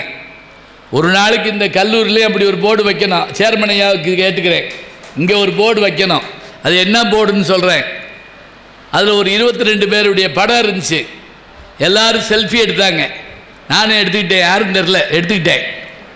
நம்ம நாட்டில் யாரோட செல்ஃபி எடுப்போம் தெரியுமா? சொல்லுங்க பார்ப்போம். அவர் சினிமா நடிகராக இருந்தால் எடுப்போம், விளம்பரத்தில் வந்தால் கூட போதும் எடுப்போம், கலக்க போகுது அசத்த போகுதுன்னா போய் எடுத்துருவோம், கிரிக்கெட் வீரர் எடுத்துருவோம். ஒரு விசி வந்தால் எடுக்க மாட்டோம், ஒரு பேராசிரியர் வந்தால் எடுக்க மாட்டோம், ஒரு விஞ்ஞானி வந்தால் எடுக்க மாட்டோம். இப்போ நான் எடுத்துட்டு இந்த இவங்களாம் யாருன்னு கேட்டேன். அதுக்கு அங்கே இருந்த அந்த ஒருத்தர் சொன்னாருங்க, இந்த 22 பேரும் யார் தெரியுமா? அந்த பல்கலைக்கழகத்துக்கு பேர் ஸ்டான்ஃபோர்டு பல்கலைக்கழகம். போய் நீங்கள் யூடியூப்பில் பாருங்கள். இந்த ஸ்டான்ஃபோர்டு பல்கலைக்கழகத்தில் வேலை பார்க்குற, கவனிச்சுக்கங்க, வேலை பார்த்து ஓய்வு பெற்ற நோபல் பரிசு பெற்ற விஞ்ஞானிகள், ஞாபகம் வச்சுக்கங்க, பேராசிரியர்கள்ங்க, பேராசிரியர்கள் நோபல் பரிசு பெற்றிருக்காங்க. நோபல் பரிசுன்னா என்ன தெரியுமா? ஆல்ஃபர்ட் நோபல் என்கின்ற ஒருவர் கண்டுபிடிச்சது தான் டைனமைட் என்கின்ற உலகத்தையே செதறடிக்கக்கூடிய ஒரு வெடிபொருள். அது எதுக்காகனா சுரங்கம் தோண்டுவதற்கும் அப்புறம் கிணறு வெட்டுவதற்குமாக கண்டுபிடிக்கப்பட்டது. அதை கண்டுபிடிச்சி கோடிக்கணக்கில் பணம் சம்பாதிச்சார். யார்? அந்த நோபல். அவர் ஒரு நாள் பேப்பர் பார்த்துக்கிட்டு இருந்தார். News paper. அதில் பார்த்தா அவர் படம் போட்டு அவர் செத்து போயிட்டாருன்னு போட்டிருக்கு. ரொம்ப சாதாரண இதெல்லாம். அவருக்கு கிடுகிடுன்னு ஆகிப்போச்சு. ஏன்னா நம்ம உயிரோடு இருக்கோம் செத்து போயிட்டோம்னு போட்டுருக்காங்களே. நோபல் இறந்துட்டாருன்னு போட்டிருக்கு. இவர் சந்தேகத்துக்கு என்ன பண்ணியிருக்காரு, அங்கேருந்து வேலைக்காரமாட்ட கூப்பிட்டு, ஏம்மா ஆல்ஃபர்ட் நோபல் இறந்து போயிட்டான்னு போட்டிருக்குமான்னு. அந்தம்மா சொல்லியிருக்கே, அவன் சாகட்டும், அவன் தான் அதை கண்டுபிடிச்சான். எது? வெடிமருந்த. அந்த மரண வியாபாரி செத்ததில் சந்தோஷம் சொல்லிச்சு. இப்போ தாங்க இவருக்கு மனசு சங்கடமாக போச்சு. ஒரு வார்த்தை என்ன செய்யும்னு கேட்குறோம்ல, அந்த வேலைக்கார பெண் சொன்ன ஒரு வார்த்தை, ஒரு மரண வியாபாரியின் மரணம்னு ஒரு வார்த்தையை பார்த்த உடனே, சே நம்ம சம்பாரித்த பொருள் இப்படியே சம்பாரித்தோம், இதை பூரா அப்படியே என்ன செய்யணும் அப்படின்னு சொல்லிட்டு அதை பூரா அப்படியே ஒரு ட்ரஸ்ட்டாக உருவாக்கி என்ன செஞ்சார், நோபல் பரிசை உருவாக்கினார். அந்த நோபல் பரிசின் மூலமாக அறிவியல், இலக்கியம், சமாதானம் எல்லாவற்றுக்கும் அந்த பரிசை பிரித்து கொடுத்தாரு. இப்போ நமக்கு ஆல்ஃபர்ட் நோபல்னால் ஞாபகத்துக்கு என்ன வரும்? டைனமைட் ஞாபகத்துக்கு வராது, நோபல் பரிசு ஞாபகத்துக்கு வரும். அதுபோல் 22 பேர் நோபல் பரிசு பெற்றார்கள் என்றால் அந்த நோபல் பரிசு சும்மா கொடுக்க மாட்டாங்க. நினைவு வச்சுங்க, 20 கோடி பேருடைய உயிரை காப்பாற்றிய ஒரு அருமருந்து பென்சிலின். இப்போ அது அதிகமாக போடக்கூடாது. அந்த காலத்தில் செகண்ட் வேர்ல்டு வார் சமயத்தில் கண்டுபிடிக்கப்பட்டது. அதை கண்டுபிடிச்ச அலெக்சாண்டர் ஃப்ளமிங் மற்றும் அவருடைய நண்பர் 2 பேரும் தான் அதை பகிர்ந்துக்கிறாங்க. 20 கோடி பேருடைய உயிரை காப்பாற்றுகிற மருந்தை கண்டுபிடித்தவருக்கு நோபல் பரிசு. இந்தியாவினுடைய தேசிய கீதம் மற்றும் வங்கதேசத்தினுடைய தேசிய கீதத்தை எழுதிய நம்முடைய ரவீந்திரநாத் தாகூருக்கு இலக்கியத்துக்கான நோபல் பரிசு. இயற்பியலுக்கான நோபல் பரிசு யாருக்கு தெரியுமா? ஞாபகம் இருக்கா? இயற்பியல், physics, sir CV. Raman. Sir CV. ராமனுக்கு தான் தமிழ்நாட்டில் நோபல் பரிசு கிடைச்சது. அதனால தான் பிப்ரவரி 28 என்னன்னு கேட்டிங்கன்னா நேஷனல் சயின்ஸ் டே, இந்தியாவினுடைய அறிவியல் தினம் எது என்று கேட்டால் பிப்ரவரி. ஏன்னா அன்றைக்கி தான் அவர் அந்த செய்தியை சப்மிட் பண்ணுறார். ஒரு செய்தியோடு முடிச்சிடுறேன், நேரம் ஆயிடுச்சு. நான் ஆரம்பித்து 1 மணி நேரம் ஆச்சு, ரொம்ப பேர் மறந்துட்டீங்க. அந்த முடிக்க போகிறேன். Sir CV. ராமன்கிட்ட வேலை பார்த்த ஒரு பேராசிரியரை நான் கோவையில் ஒரு கல்லூரிக்கு பேச போனப்போ பார்த்தேங்க. அவருக்கு 80 வயசுக்கு மேலே இருக்கும். அவர் சொன்னார், சர் சி.வி. ராமன் ரொம்ப திறமையானவர், ரொம்ப அறிவாளி, நோபல் பரிசு வாங்கினவர். அதுக்கு மேலே ஒரு விஷயத்தை சொல்கிறேன், உங்களுக்கு கேளுங்க. நான் அவர்கிட்ட வேலை பார்த்துருக்கேன். என்ன அப்படின்னா, அவர் தன்னுடைய பணம் முழுவதையும், அந்த நோபல் பரிசு இருக்குல்ல, அந்த பணம் முழுவதையும் என்ன செஞ்சார்னா பெங்களூரில் ஒரு இன்ஸ்டியூட்டை உருவாக்கினாருங்க. இன்றைக்கி அந்த இன்ஸ்டியூட் இருக்குது. ஐயா சொன்னாங்கல்ல, தொழிற்சாலைகள், தொழிற்பேட்டைகள் மாதிரி ஒரு சயின்ஸ் இன்ஸ்டியூட்டை உருவாக்கினார். அதில் வேலைக்கு ஆள் எடுக்கணும். அந்த நேரத்தில் இப்போ கூட பொறியாளர் படித்த பேராசிரியர் கிடைக்கலன்னு வருத்தப்பட்டாங்க. அப்போவும் அது மாதிரி இருந்திருக்கு. அப்போ எம்எஸ்சி படித்தவங்களே இன்டர்வியூ கூப்பிடுறாங்க. இப்போ ராமனே உட்காந்து, சர் சி.வி. ராமனே உட்காந்து இன்டர்வியூ பண்ணுறாரு. ஒரு பையன் சரியாகவே பதில் சொல்லலை. இயற்பியலில் கேள்வி கேட்டால் பதில் சொல்லலை. சரிப்பா உனக்கு வேலை இல்லை போ, சரின்ட்டு அந்த பையன் போயிட்டான். மறுநாள் காலையில் ராமன், சர் சி.வி. ராமன் தன்னுடைய உதவியாளரோடு அந்த கேம்பஸில் வாக்கிங் வந்தார். காலையில் மணி 5:30. அப்படி 5:30 மணிக்கு வாக்கிங் வந்தப்போ வாசலில் ஏதோ சத்தம் கேட்குது கேட்டில். என்னன்னு பார்த்தா, நேற்று வந்து பதில் சொல்ல முடியாமல் நின்றுட்டுனால ஒரு பையன் அவன் அந்த வாட்ச்மேன்ட்ட சண்டை போட்டுக்கிட்டு இருக்கான். இவர் நேராக போனார். ஏய், நேற்றே உனக்கு வேலை இல்லைன்னு சொன்னோம்ல, எதுக்கு திருப்பி வந்த? அவன் சொன்னான், சார் நான் அதுக்காக வரல சார், நேற்று நீங்கள் வேலை இல்லைன்னு சொன்னோடனே நான் போகிறப்ப எனக்கு போக்குவரத்துக்காக இந்த கல்லூரியில், இந்த இன்ஸ்டியூட்டில் எனக்கு பணம் கொடுத்தாங்க. அதில் சொன்ன பணத்தை காட்டிலும் 100 ரூபா கூட கொடுத்துட்டாங்க. 100 ரூபா கூட கொடுத்துட்டாங்க. இந்த பணத்தை திருப்பி கொடுக்கறதுக்காக நான் உடனே ஓடி வந்தேன். அதுக்குள்ளே மாலை நேரம் ஆயிடுச்சு, அலுவலகம் மூடிட்டாங்க. இன்றைக்கி நான் ஊருக்கு போனோம். காலையில் 5:30க்கு ஓடியாந்து இதை வந்து யார்த்தையாவது கொடுத்துட்டு போயிடலாம்னு கொடுத்தா இவர் வாங்க மாட்டேங்கிறாரு. இவர்கிட்ட நான் சண்டை போட்டுக்கிட்டு இருந்தேன். இப்படியே ஒரு 5 நிமிஷம் பார்த்தாருங்க. உள்ளவா, போ சாப்பிட வை, 10 மணிக்கு இன்டர்வியூ வா. திருப்பி பையன் வந்தான், இந்தா அப்பாயின்மெண்ட் போ, வேலைக்கு போ. கூட இருந்த ஒரு பேராசிரியர் கேட்டார், அந்த பையனுக்கு ஃபிசிக்ஸே தெரியலையே. ஃபிசிக்ஸ் தெரியலன்னா சொல்லி கொடுத்துடலாம், ஆனால் உண்மையை பண்பாட்டை சொல்லிக் கொடுக்க முடியாது. அவன் அதில் தேர்ந்தவனாக இருக்கிறான். இவன் நமக்கு தேவை. இதுதான் ஆட்களை கண்டுபிடிக்கிற முறை. அப்போ பாருங்க, ஆசிரியர்கள் எப்படிப்பட்டவர்கள்.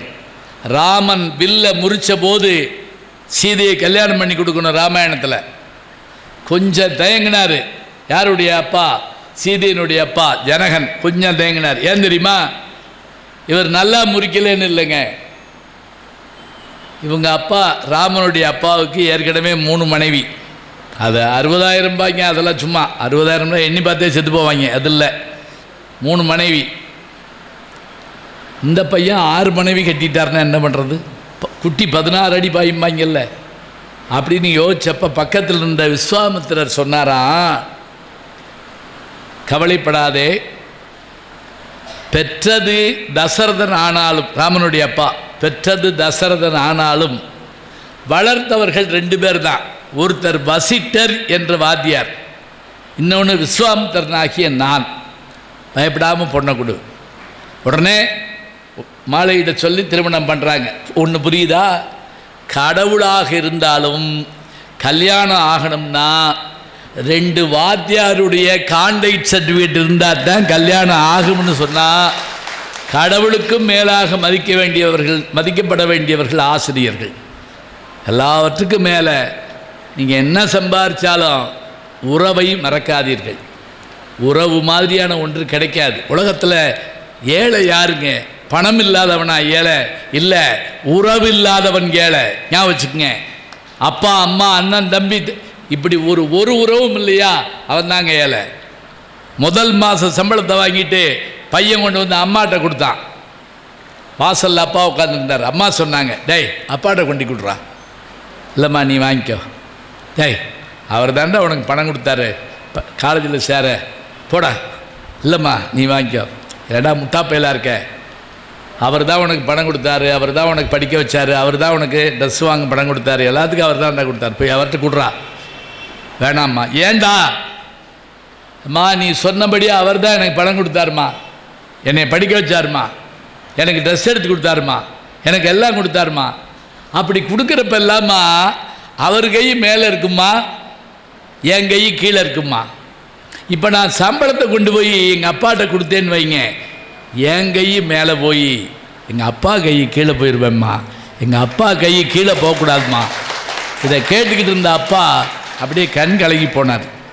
அப்புறம் அந்த பையன் என்ன பண்ணா, உள்ளே போய் ஒரு தட்டில் அந்த பணத்தை வச்சா, இப்படி நீட்டினா.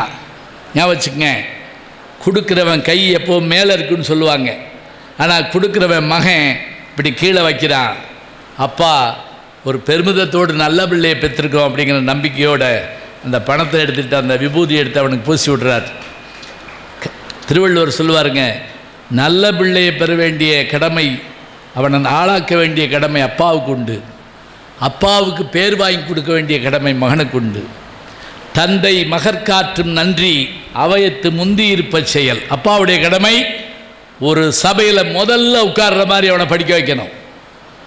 மகன் தந்தைக்காற்றும் உதவி இவன் தந்தை என்னோற்றான் கொல்லனும் சொல். மகனுடைய கடமை. இப்படிப்பட்ட பிள்ளையை பெறதுக்கு இந்த அப்பா என்ன தவம் பண்ணாரோன்னு ஊரார் பேச வேண்டும்.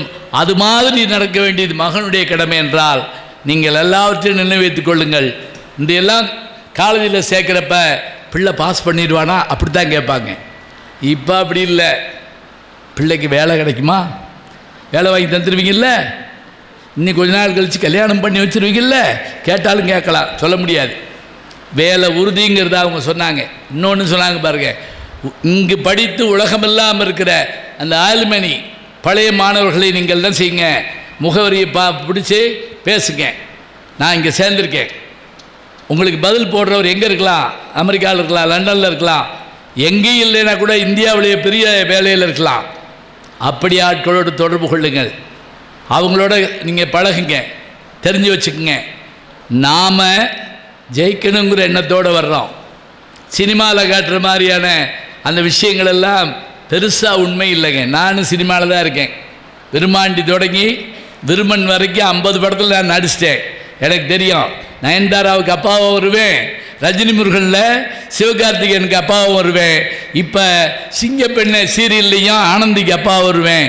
எனக்கு அந்த பக்கம் போகவும் தெரியும், இப்படி நின்று பேசவும் தெரியும். என்றால் என்னை நானே வளர்த்து கொண்டாலொழிய எனக்கு மேடை கிடைக்காது. எனவே நீங்கள் என்ன செய்ய வேண்டும் என்று சொன்னால், இடையராது கற்றுக்கொள்ளுங்கள். மாதா பிதா குரு தெய்வத்தை மனதிலே நினைத்து கொள்ளுங்கள். நல்ல கல்வி சாலை கிடைப்பது அரிது. அந்த கல்வி சாலையில் படிக்கிற வாய்ப்பு உங்களுக்கு கிடைத்திருக்கிறது. எங்கள் காலத்தில் எங்களோடு படித்தவங்களோடு நாங்கள் போட்டி போட்டோங்க. இன்னைக்கு நீங்கள் யாரோட போட்டி போடுறீங்க தெரியுமா? இந்த பக்கம் ஒரு சீனாக்கார பொண்ணு, அந்த பக்கம் ஒரு ஜப்பான்கார பையன், பின்னாடி ஒரு ஜெர்மன்காரன். இவங்களோட உட்காந்து நீங்கள் எக்ஸாம் எழுதணும்னா எனக்கு தெரிஞ்சு ஜெயலட்சுமி இன்ஸ்டிடியூட் ஆஃப் டெக்னாலஜி போன்ற கல்லூரிகளில் படித்தால்தான் ஜெயித்து காட்ட முடியும். ஜெயிப்பீர்கள், கல்லூரிக்கு பெருமை சேர்ப்பீர்கள். உங்கள் கடமை இது, அவர்கள் கடமை அது. நன்றி, வணக்கம்.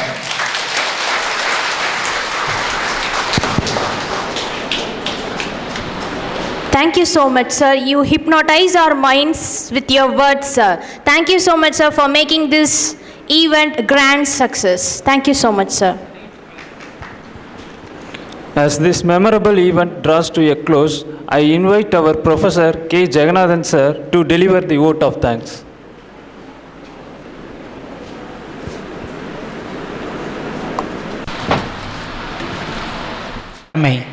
அந்த வகையில் இன்றைய விழா சிறக்க வழியாகி ஒளியாகி அன்பாகி அருளாகி ஆதியும் அந்தமுமாகி என்னாலும் என்னை ஆளும் இறைவா உனக்கு நாவினக்க நன்றியை தெரிவித்துக் கொள்கிறேன்.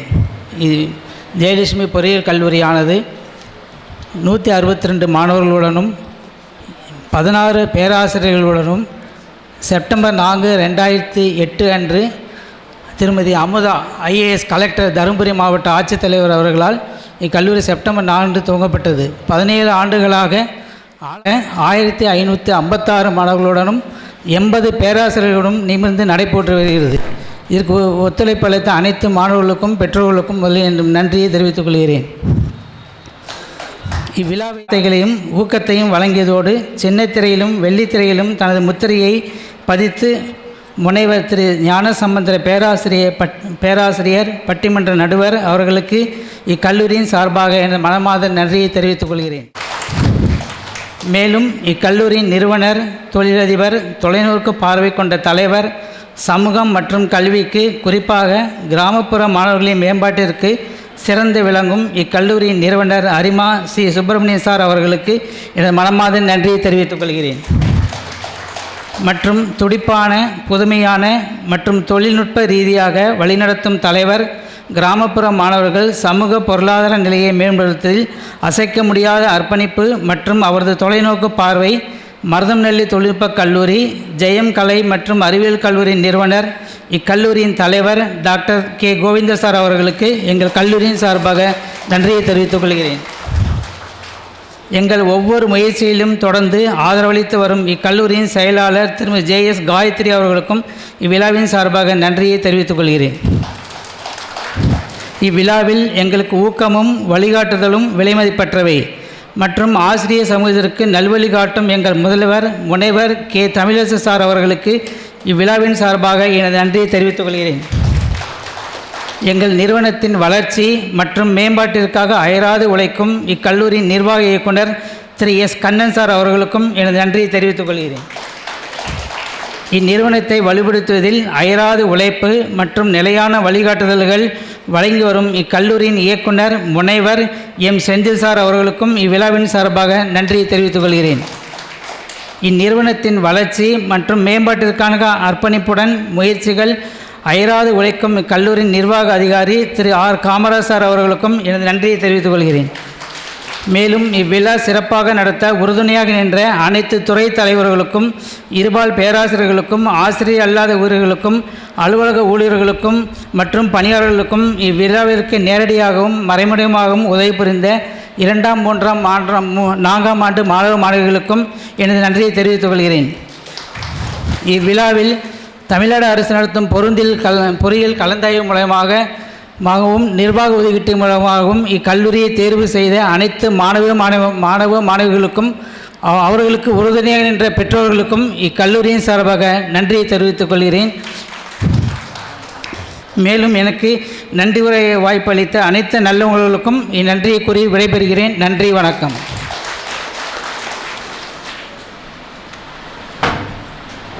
Sir, thank you sir for your gratitude. Now it's the time to the national anthem. I request everyone to rise for national anthem.